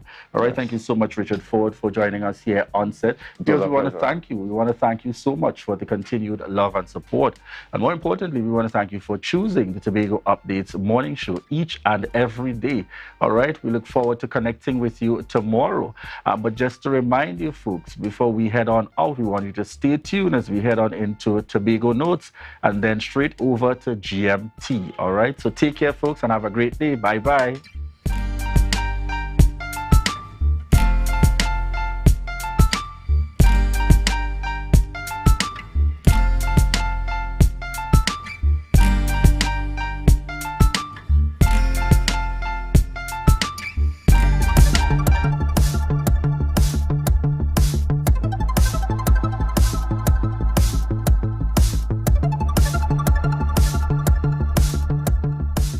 Now, Secretary Charles Panton, your division would have done a lot in 2022. Are there any future plans that you'd like to share with us for 2023?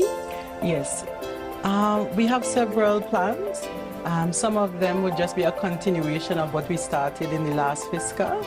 Like the Louisdor processing facility, we're going to continue with that. The Barbados fish facility, we're going to continue with that. And last fiscal, we would have submitted a proposal to the Ministry of Planning. So once we get the funding for that, we're going to fix up the botanical gardens. We're going to focus on the aesthetics. So when we talk about aesthetics, we're talking about plants and the different varieties of plants that, are indigenous to Tobago.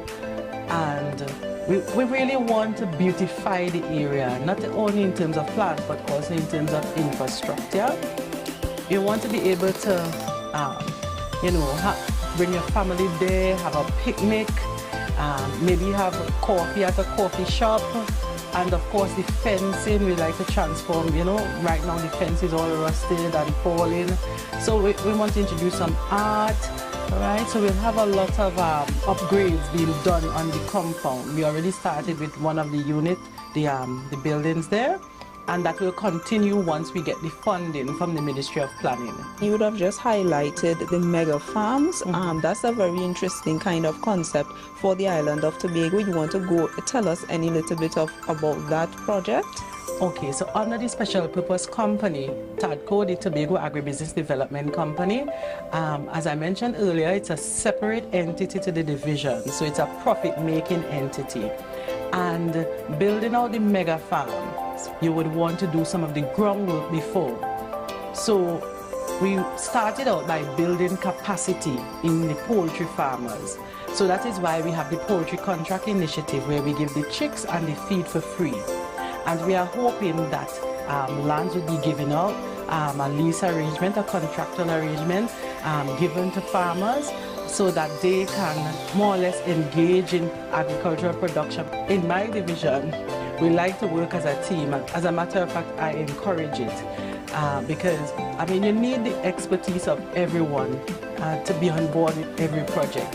So we're going to continue to work as a team to improve the functions at the tractor pool station. And we're going to continue with all the initiatives on the FAO to ensure that, you know, we support the stakeholders in the wider community.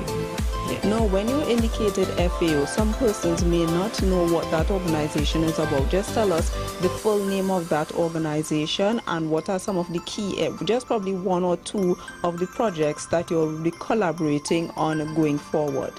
The FAO is a Food and Agriculture Organization of the United Nations, and we have partnered with them to build out the greenhouses made of bamboo. So that's the Bamboo Shade House project. We just completed the banana project in St. Vincent. They modeled the same project in St. Vincent. They just did it in Tobago and it was successful. We're going to continue with them in terms of improving the quality of livestock on the island. So very soon we'll have the Cubans coming in and doing that embryo transfer and, you know, fertilization project. So we are going to continue our partnerships with all the organizations. As I said, agriculture is a science and a business, and we intend to continue along that way. That was a production of the Department of Information, Office of the Chief Secretary, Tobago House of Assembly.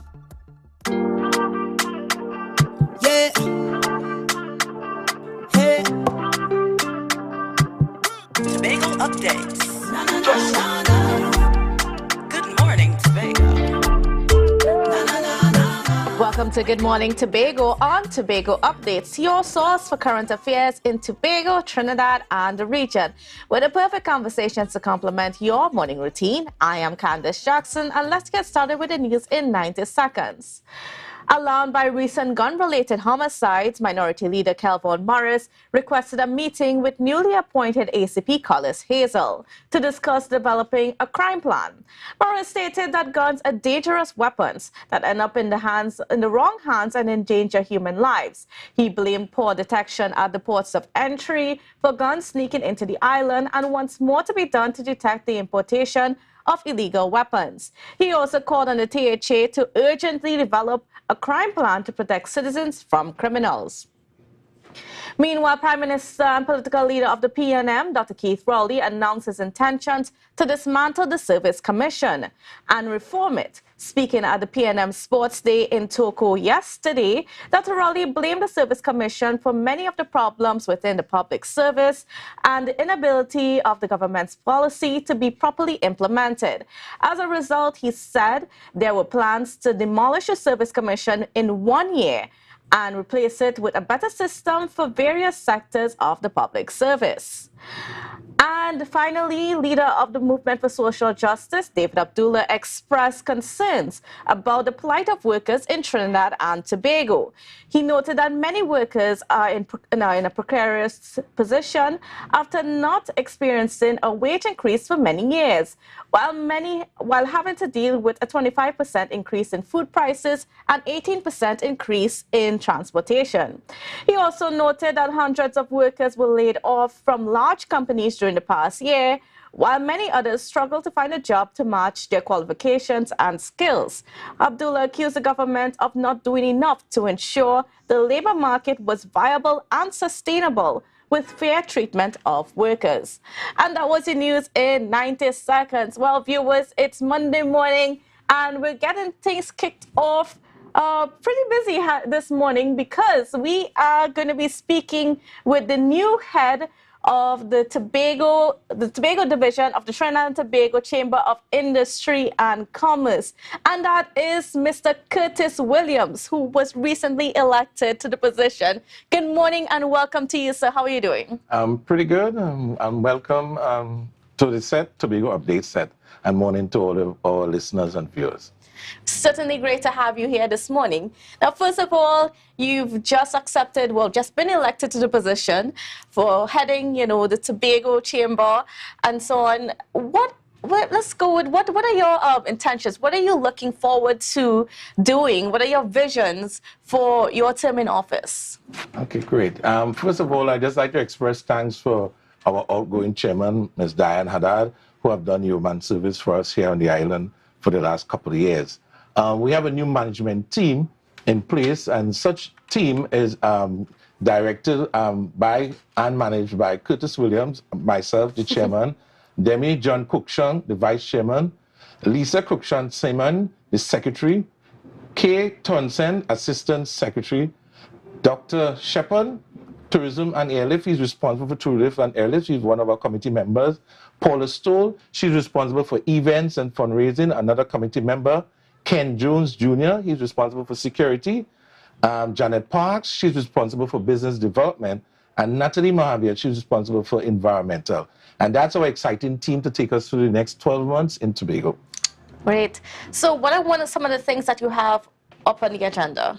Well, the first thing on our agenda, we want to extend an invitation to all our businesses, the small micro business on the island. We want to invite them to the folds of the chamber. The chamber was seen as this big boy club. Yes. So now we want to express an invitation to all these small businesses on the island, the mini marts, the clothing stores. Our doors are open, and we are all welcoming you to come in and have a chat with us. We really want you to become members. And why is it important for those businesses, the small businesses, to come on board? Well, we understand the situation faced with some of these businesses. They are probably trading as, and they want to move to limited, or they are limited and they just don't know how to get to the next level. So we at the chamber can assist you in that whole process of development. We supposed to have soon on board a desk in which we were able to assist all those new members in getting their records and all the accounting and all the development plan worked out. So we're more than excited to have you on board, and we will definitely be there to develop you as you go along. Okay, great. Now, I just want to turn more to some of the things that are happening within this space in terms of, what is the outlook on the private sector in Tobago? Because we came through some troubling years. Started off with the Sea Bridge challenges in 2017. I mean, there were some challenges before that, but it was especially burdened from 2017 with those problems. And then we had the COVID-19 pandemic that sort of put the nail in the coffin, so to speak, for a lot of businesses. So what are we looking at? How strong is our private sector at this point in time? Well, presently, most of us are hurt. We have a lot of challenges coming out from COVID and otherwise. A couple of the challenges we face presently, some of our members are faced with payments of suppliers and contractors from the THA. We're working on it, and there were some payments before, so we're working to see how the other could get payments as we go along. We also want to have conversation with the land license, which have been affecting our investment on the island, and we're really working tremendously hard on that one. We know there are challenges with the inter-island transport. We know there are, but we are working with Carl and the Port Authority. Carl have really given us some support, and we are continuing having that working relationship with Carl to see how best we can really work on that inter-island transport situation. We're looking at the improvement in technical and vocational areas within the schooling system and how we can boost it. And that's a conversation we definitely will have with the education secretary to see how best we can partner with them to really get that going. We know for sure there's some zoning issues with town and country planning, with where commercial spaces as residential spaces, etc., etc. So we want to work with these divisions as we go along throughout this term. All right. Now, you mentioned quite a few things there, so I want to unpack it a little bit, especially the inter-island transportation. Let's start with Caribbean Airlines. You said you already have a working relationship with Caribbean Airlines. Can you expand a little bit more on that? Sure. Just recently gone with the recent jazz weekend, Caribbean Airlines put on extra flights. Also, the Port Authority had extra ceiling, and that was conversation we had with these entities to assist us when we do have these special events on island. And we want to continue that kind of relationship when there are special events that they could assist us in giving us the support that we so desire. And we want to say thanks to them for that. And we want to look forward to other events coming up and where they can partner and assist us as we go along. Now, in June, the first couple of weeks in June, the Cabo Star is going to be on dry dock. And there are some concerns because that's 2 weeks, essentially, that vessel is going to be down. And when it comes to transportation of cargo, for especially the materials, the dangerous materials and that sort of thing, we're going to have some issues. Definitely. We definitely know we would have some challenges there. Our committee member, Mr. Demi Cookshan, he's responsible for inter-island transport, and presently he's having conversation with the Port Authority on how best we can ease that burden on the business community. We know it's mandatory dry dock that the vessel have to go on an emergency one, but we want to work with them as how best we can assist us in getting our materials to Tobago throughout that down period of time. It's hard for us because most of us can't stock as we would like to because we don't have the money. So, but we're trying our best to see how best we could use the inter-island ferries to assist us in that whole process of moving cargo between the two islands. What is the feeling amongst the business sector right now in Tobago in terms of, you know, being able to survive and being able to think about growing? Well, we're looking forward. We want to have a courtesy call with the Chief Sec and his executives so that we can get some idea of the development plans they have for the island and how best we as the business community could really partner with them to get this island moving, because there have been some slowdown, as you all know, and numbers doesn't look like how it used to be before. So we're hoping that that meeting we could be able to discuss things of pertinent importance to get the island back on some sort of upward trend. What do you think is needed for us to get back there? Well, basically, we see most of us, our balance sheets doesn't look nice anymore. And so we're hoping that somewhere along the line, there's going to be some sort of financing that could assist us in that whole development process. And so we're long waiting to see what's there, what's the plans, and how best they can assist us with the financial sector, whether it's the THA, in getting things back to where it ought to be. Now, we know one of the concerns that the business sector has put forward recently is that the bank is not confident in terms of give you loans and, you know, make the adjustment necessary to give you that financing to, you know, get some businesses out of the hole. You know, has that situation changed? Is it looking like it's going to change, or is it still the same? My last conversation with one of the banks, I wouldn't tell you the name of the bank, but they are all welcome and they will treat each case by itself. And things is looking good. Things is on the horizon. It looks good. And we're waiting to hear what the talks, what the development plans are for the island, and then they could partner with us and get those things going. But things is getting better. It's looking good according to the bank. And so we're just waiting to get that conversation with them as we go along. All right. Well, I mean, from what you're saying, it all seems very optimistic. And it seems that you're heading into this role with a positive outlook. Definitely. With this new team I have, I mean, we have a dynamic team, and we're all ready to hit the ground rolling. I know there's some challenges we have. We heard about the couple incidents with crime along the island, but we are working with a new Tobago-born ACP, Hazel, and hopefully we'll have a meeting soon with him, and he will be able to indicate to us some of his plans as he could address some of the challenges we as a business community face on the island. So we're looking forward to that meeting with our new ACP in Tobago. Now, one of the things that Chief Secretary Fali Augustine has repeatedly said is that he wants to see, you know, the private sector be strengthened, and he wants to see more of the workforce move from the THA into the private sector. Because, I mean, we have quite a large workforce within the public service, and that cannot really be sustainable for, you know, our private sector. Do you have any ideas as to how you can facilitate that movement of people over to the private sector? Oh, most definitely. We're more than welcome, and we will. But at this present moment, we want to make sure that we get our business up and running, because as I indicated, the couple of years gone, we were under tremendous pressure.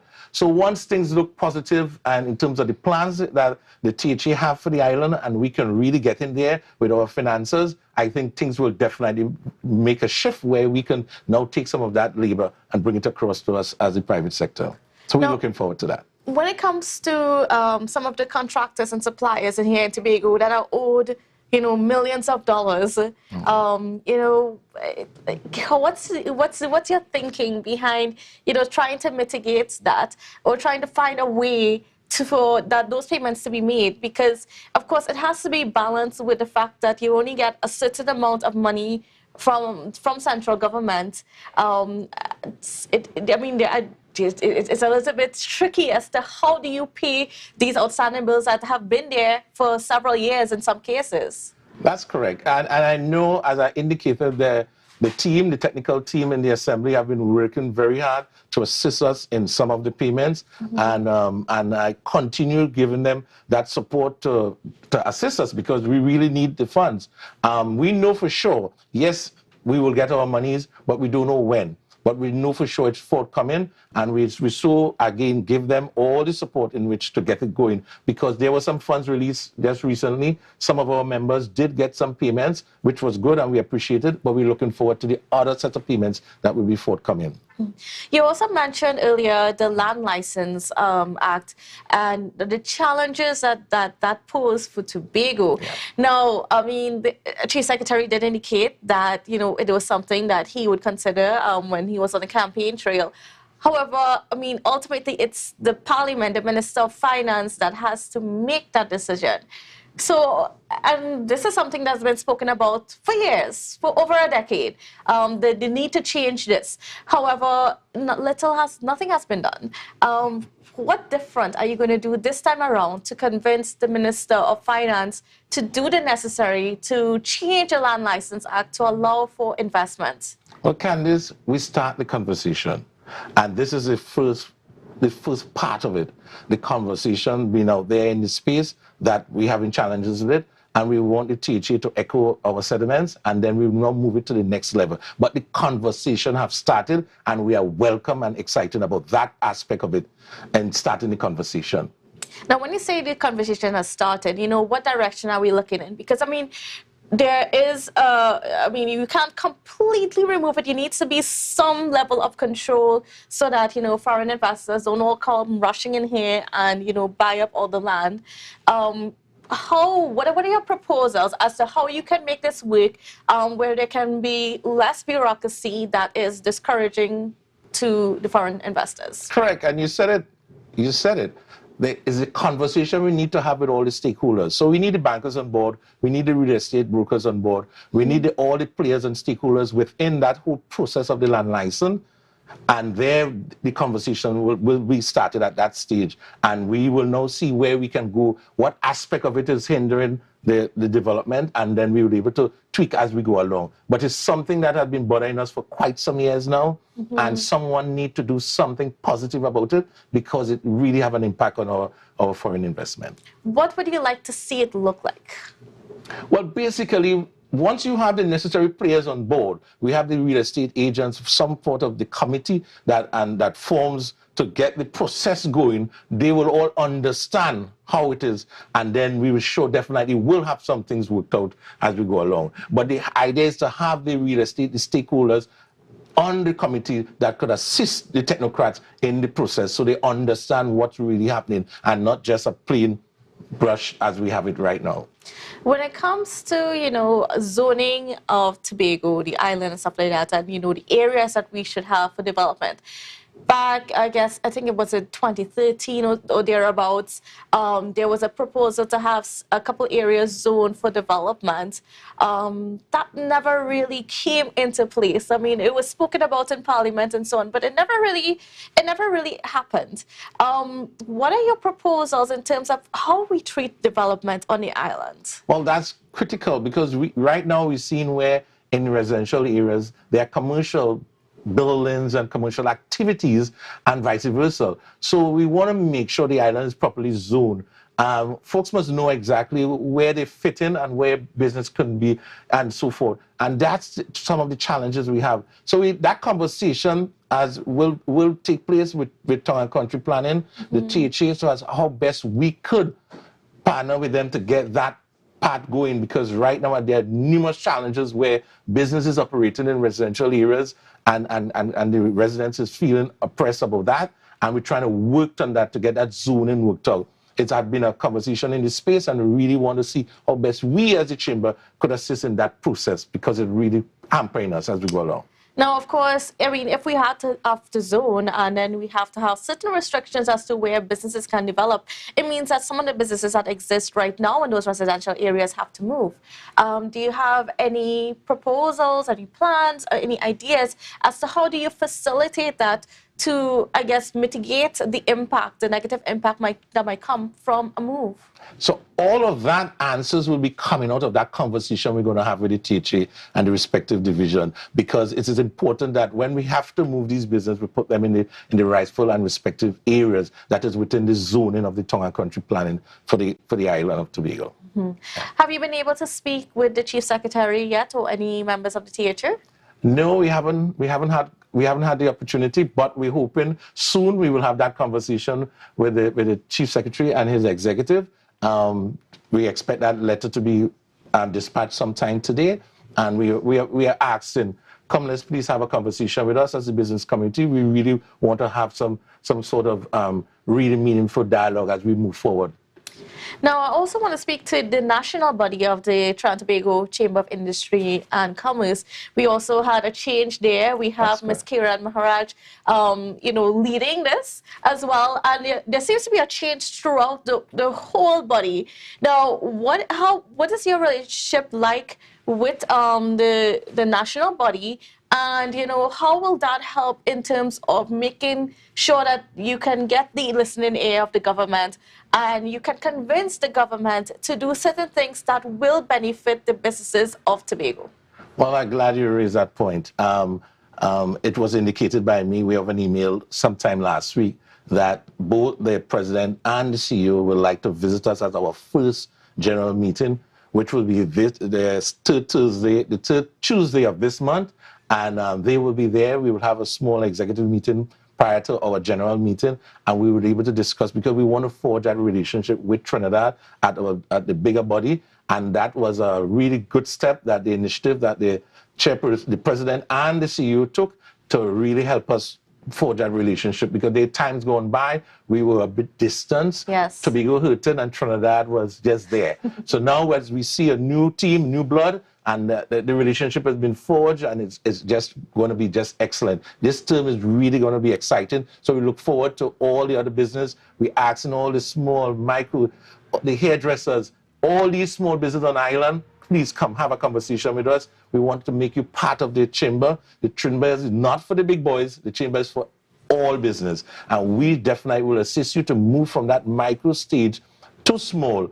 We need to move from that small stage to medium. We are there, open and willing to assist you in all aspects of business, whether it's the accounting, whether it's the business registration. There's some new process now in registering your business. We are all there to assist you in that entire process and advocating for you on behalf of you. That's our main job, to advocate on behalf of you, the small business of Tobago. Are members of the chamber willing to, disaggregate some of their taxes and so on, so that we can better understand the contribution of Tobago to the GDP? Because it's a concern among the public, because we don't quite know exactly how much money is made in Tobago, because many of the major businesses are national businesses, so they pay their taxes and so on a national level. So and that money is not disaggregated. Those figures are not disaggregated. Is this something that the Tobago Chamber has in mind? Well, that conversation came up last week, I think. And we asked the question, how much taxes is really being collected here in Tobago?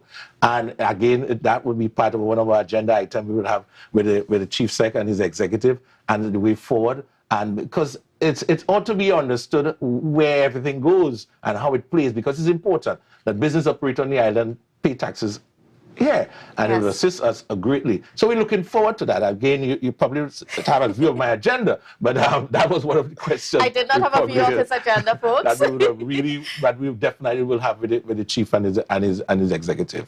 Certainly. And then when it comes to advocating for things from the government, because there are certain things, there are certain directives when it comes to the business sector that comes directly from the government that the THA is unable to do. What are some of the things that you want, like the Minister of Finance, to be aware of, especially in terms of business in Tobago, how his policies affect businesses in Tobago? So we're hoping that after this stage of meeting with the Chief Sec and his team, we will now engage different ministries where we can meet with the technocrats of these various ministries that have the impact on us in business here on the island. The Minister of Trade, she was more than willing. And so we want to extend the invitation, as we will definitely partner with all ministries that affected us here on the island. So we're looking forward to that. It's a bit of excitement knowing that the team is excited and they're willing to make a difference for Tobago. And we are NGO. We are not paid, and we are definitely going to do this because of the love for what we're doing. And my team, as I indicated, is dynamic. They're really, really strong members on the team. We have Dr. Shepard from the Tobago Tourism Institute. I mean, those guys are really looking forward to really doing what it is for Tobago. When it comes to things like, the VAT refunds, that has always been a challenge for the business sector and so on. What is the feeling in Tobago where those things are concerned? And the fact that, after promises, budget after budget, we've had a promise coming out, but yet it hasn't come to fruition. That's correct. And just recently, wider membership asked all the members to submit information on VAT refund, how long it have been owing, the amount, and so forth. And I know overall the chamber is definitely going to address it with hopefully a meeting with the finance minister, so that I think that conversation started. So we're just asking members who have issues with VAT to submit that information so that we could really work on the issue, especially with the VAT refund. Now, do you have any idea, just an estimate as to, how many businesses might be affected by that? No, that's why we're trying to tally the data as we speak. We're trying to get that as to say Tobago, Tobago have X amount of VAT refund and so forth. So the main body is putting that data together, and as soon as they have it, I'll definitely pass it on to you guys. And then for the listening public, why is that so important that businesses get their VAT refunds, especially after what was promised? Well, the VAT assists with your cash flow. So if you keep taking away the VAT from your business, your cash flow has been affected. And cash flow is the life of a business. So it definitely is important that you keep getting in funds so that you can meet your day-to-day expenses. So we're looking forward to it. So the refund, the minister did promise us, and so we're going to have that conversation with him as we go along. What are some of the other challenges that are facing the business sector right now in Tobago? Well, one of the other, beside what we spoke about, there we look at, as we mentioned, the crime was a big thing for some of us. We've seen there was a lot of break-ins, and I know members is a bit worried about what's happening in terms of, because we've seen it happening in Trinidad, and soon it will come across here. Yes. We had 1 and 2 murders in Tobago, which kind of shocked most of us.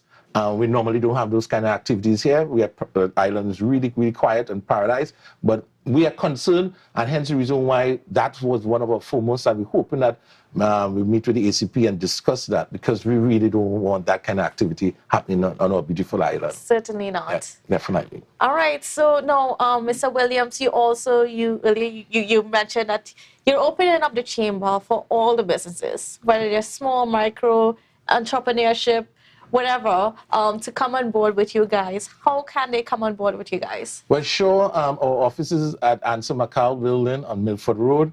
We're on the 2nd level, and you sure can contact us at 639-2669, 639-2669, in which you can give us a ring, and we definitely will try our best to facilitate you in all spheres. Again, we are there for you, and we want to open that invitation to all business on the island, from Charville to Crown Point, from the mini marts to the stores, the boutiques. We are welcome, and we open for you. All right, great. I want to thank you so much, Mr. Williams, for spending the time to come with us. And we hope that we can continue this relationship as we go on. That's correct. And thanks again for having us on Tobago Updates. All right, great. All right, viewers. Well, we've got to take a quick break. And when we come back, we'll continue our conversations. The energy fill the skies. I say, thanks for favor.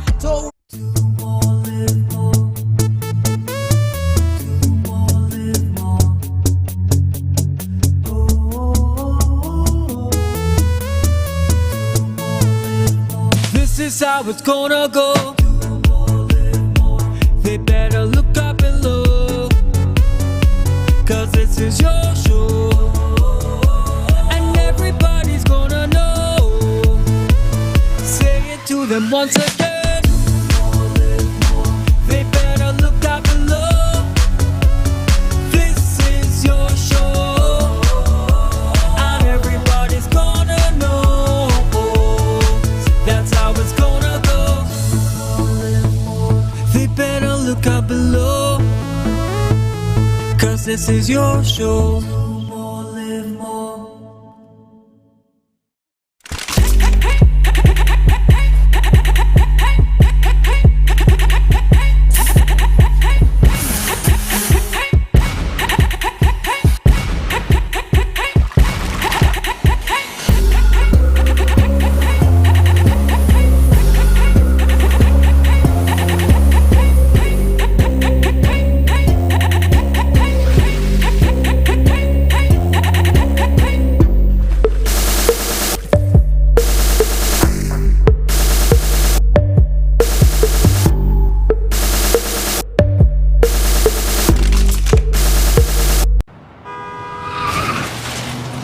Everybody only worrying. Never ever worry. Don't mind how things looking hard.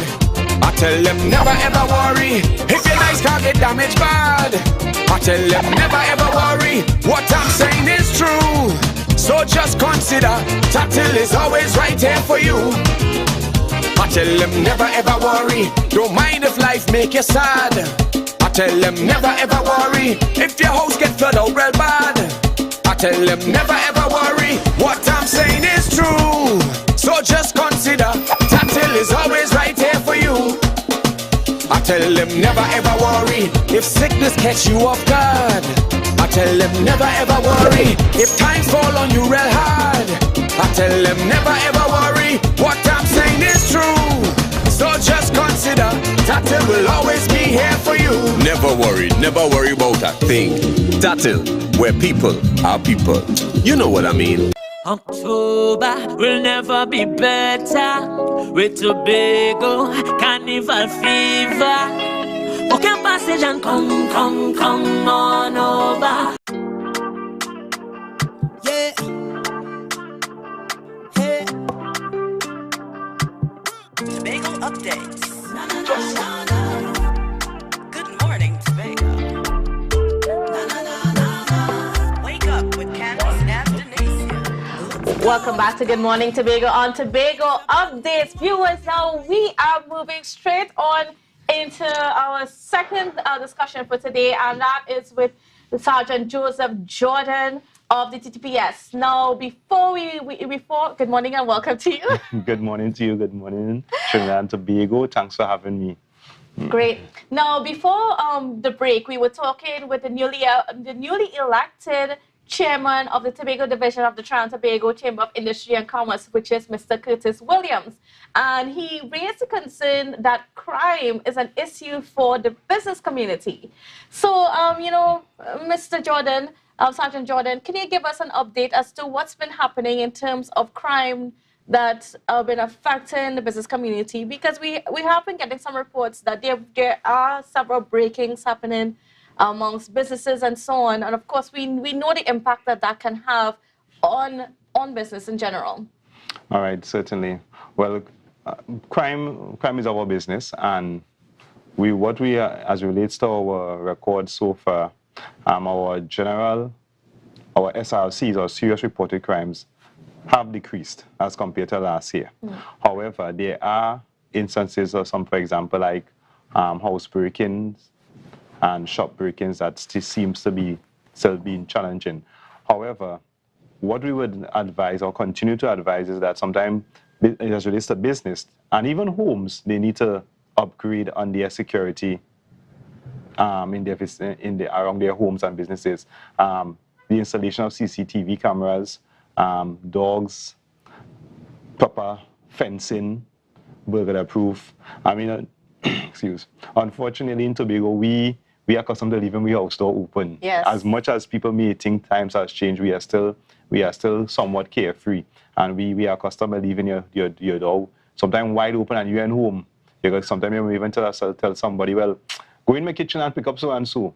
But we have to be careful that that time has not been the best of times, and we need to be more vigilant in what we are doing. So as it relates to the business community, right, we intend to continue to engage them and to ensure that we come up with the best methods in preventing crime, because what we want to be is proactive. And this is where we would have various meetings with the community, the business personnel as well as community personnel. And this is where, for example, our town meetings comes into place.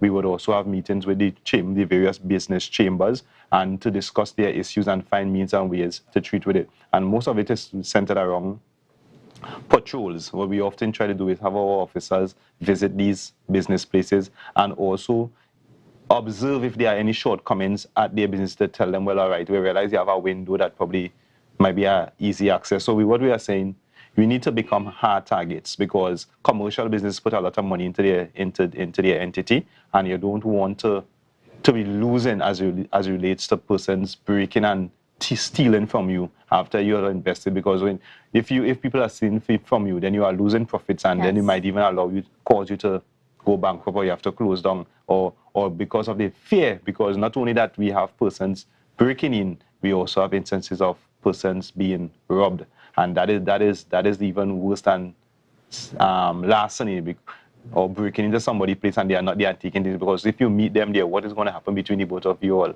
right? So we want to just encourage business personnel, if you have challenges, of course you can come to the police. We don't have to wait until something happen at your business place. Come to us, let us discuss a way forward, let us see what we can do. And our officers as well, because we have something that we have been doing for a number of years. We are having our officers go out and interact with the business personnel to find out what is going on and advise them accordingly, and to foster that relationship. For example, in the Scarborough Station District, we have Inspector Prince, who is doing a great job in having that interaction with the persons, business personnel as well as community persons, to develop strategies and to ensure that we can keep Tobago safe. Now, you also mentioned that CCTV cameras are important, especially for businesses. I mean, can you expand a little bit more as to, how that is helpful in terms of catching perpetrators and so on? All right. Now, CCTV cameras or systems are something that is pretty much widely used. However, we have some negatives of it. A lot of people, we have instances where people have dummy cameras. They are just a figure, it records nothing. There are cameras or systems that are set up that would only view, they will not record. There are systems that may be malfunctioning. We also encounter the problem where persons may have footage and a crime might have occurred, but they don't want to give to the police. And I mean, that has to do with trust and all these, the trust with the police and this sort of stuff. But what we would want to encourage people, that if you are installing a CCTV system, ensure that you install a high quality one that will give you the best resolution. And that in itself is also a proactive approach, because if they want to be bandits, comes around your property and they see cameras, it will deter them from committing the crime. However, if they do commit the crime, at least if the footage is captured, the police can use it and to bring the perpetrator to justice.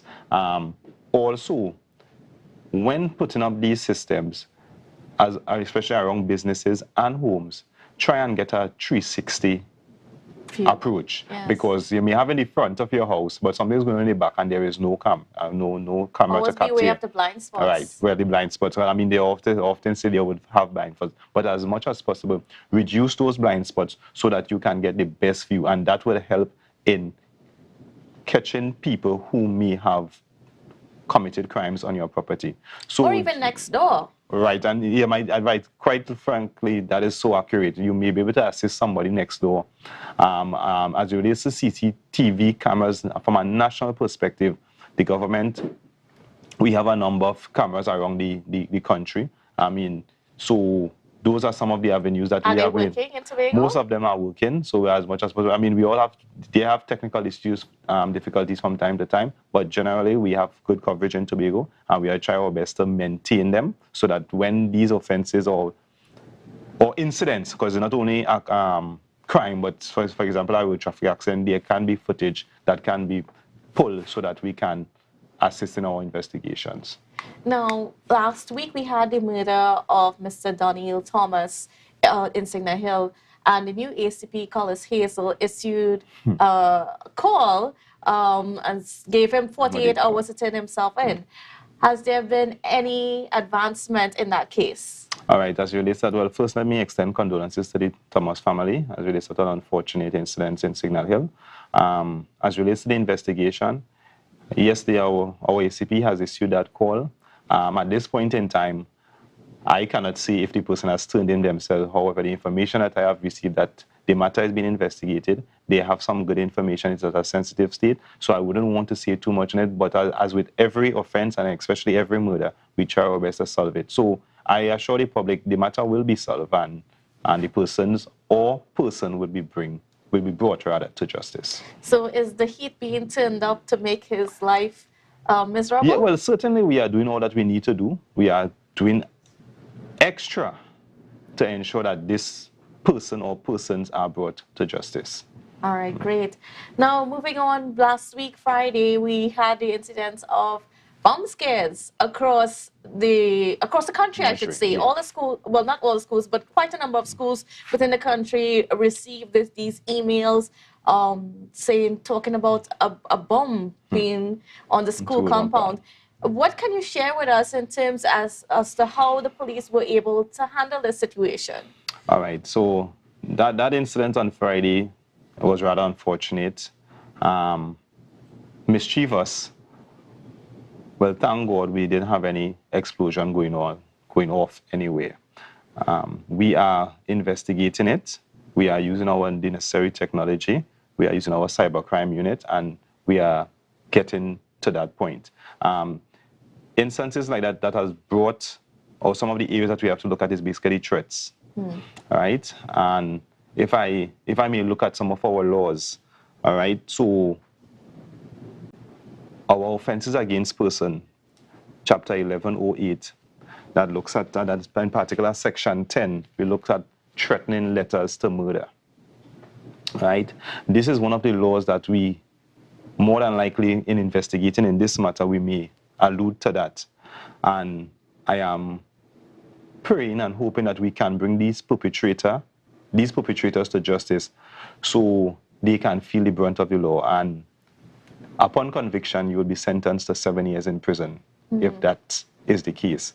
We have other aspects of threats that may come out of similar incidents like what would have happened on Friday, but these are under the Summary Offences Act, and those fines are a little more trivial. So for example, if somebody who might have had some annoying language, insulting language, and they are brought to justice, you may be just fined $200 or 1 month imprisonment. But nevertheless, it is a conviction, and we are hoping that persons desist from committing these sort of behavior, because that incident on Friday totally disrupted our young persons, and it has made it very difficult for us in Tobago as well as Trinidad to police, because our resources are limited, and and resources has to be stressed to the maximum to ensure the safety. So the police who are involved, the fire service, and all the other entities, I mean, even the education system, because you have to make a decision whether you're going to close school, what you're going to do, and that was on Friday. come today, some persons might be nervous to go to school, it might be challenging. So we ask persons to desist from those kind of behaviors. And in the interim, we are going to continue to do our best to bring these persons or person to justice so that we cannot, you do not embarrass and distress the country in that manner. It's not fair to persons. I mean, I might be wrong, but I mean, is this the first time that such an incident has happened on a national scale? From my recollection, yes. I mean, we all went to school from time to time. Yes, from time to time. We had some kind of bomb scare, but from my recollection, I've never had it on this scale because from my reports in Tobago, all of the secondary schools in Tobago received threats except Bishop's High School. So it means that it was almost like a nationwide effect, along with a number of schools in Trinidad. So this sinister plan was well orchestrated to disrupt the entire secondary school system for whatever reason. And these are sort of behaviors that should be looked down upon, and persons should really be brought to face the brunt of the law when these sort of foolish acts are committed. What happens if you discover that the perpetrator might have been a student themselves? Because, I mean, when I was a student in high school, some of our schoolmates did, they might use the payphone to call it. It was a thing, In that case, if we did discover that the perpetrator was a student, what action can be taken against them? Right. Well, these are offenses. One must be reminded, not because you may be a child, you are exempted from prosecution or from the law. I mean, there are limitations as to how far you would go and how you would treat with it. However, these offenses does not exempt children from being brought to a court of law.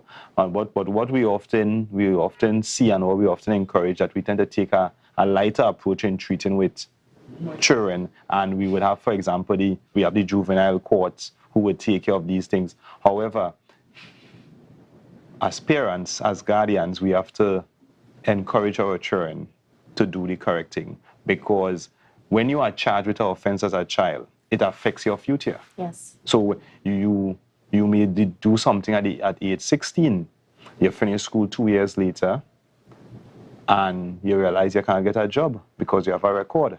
So these are some of the things, and unfortunately, this is where our spin-off of crime may occur, because you come out of school, you're unemployed, and then you decide to turn to a life of crime because you feel that society has failed you, or society is against you.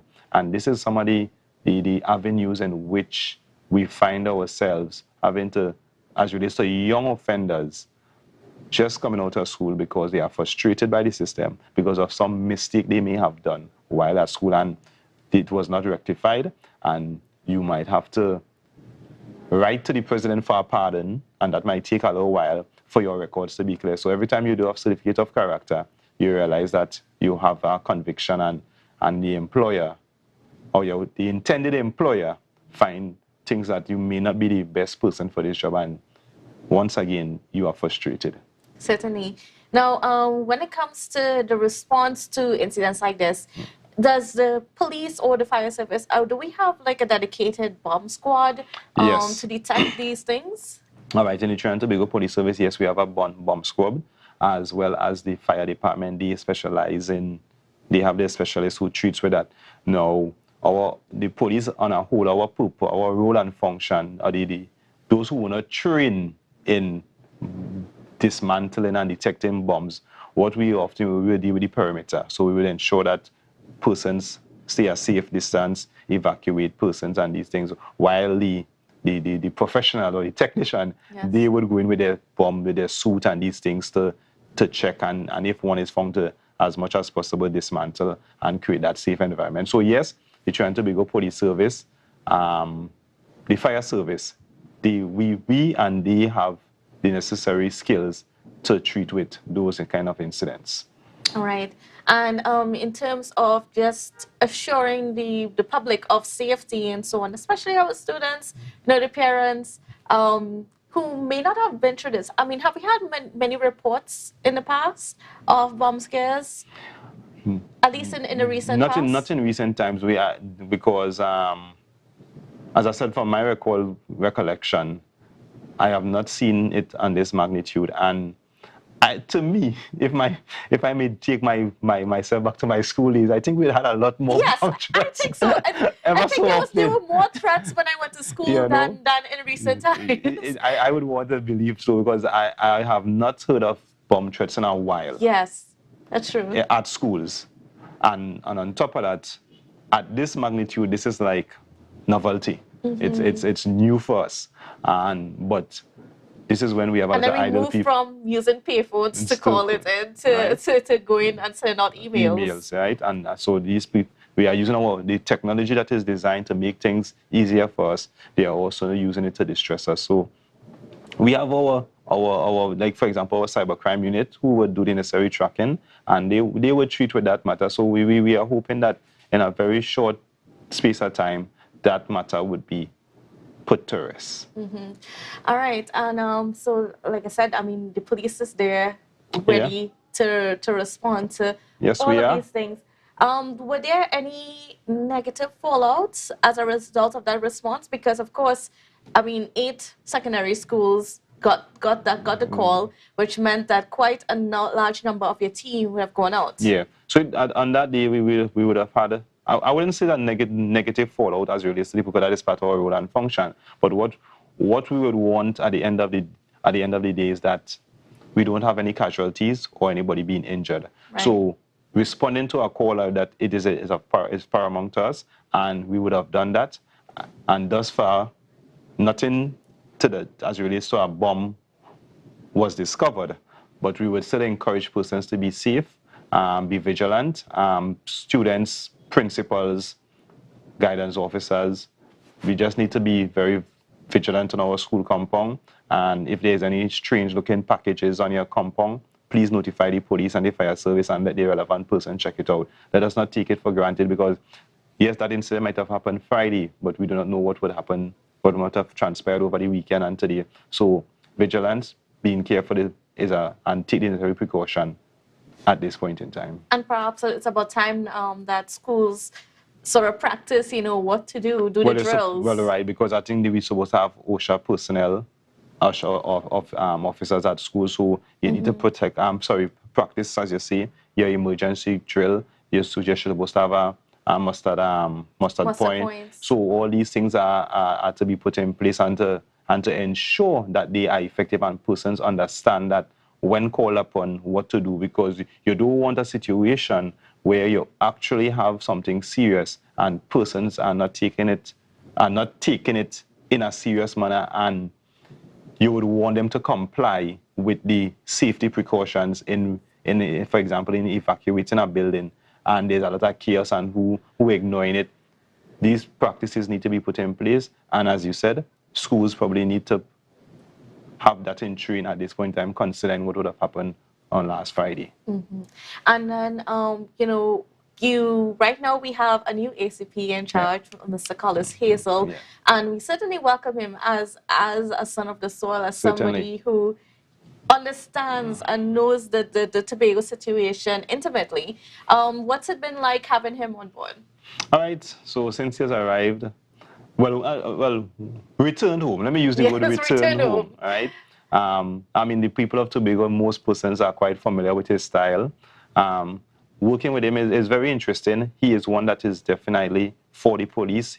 As we all know, he's involved heavily with the community. I mean, the Roxborough Police Youth Club.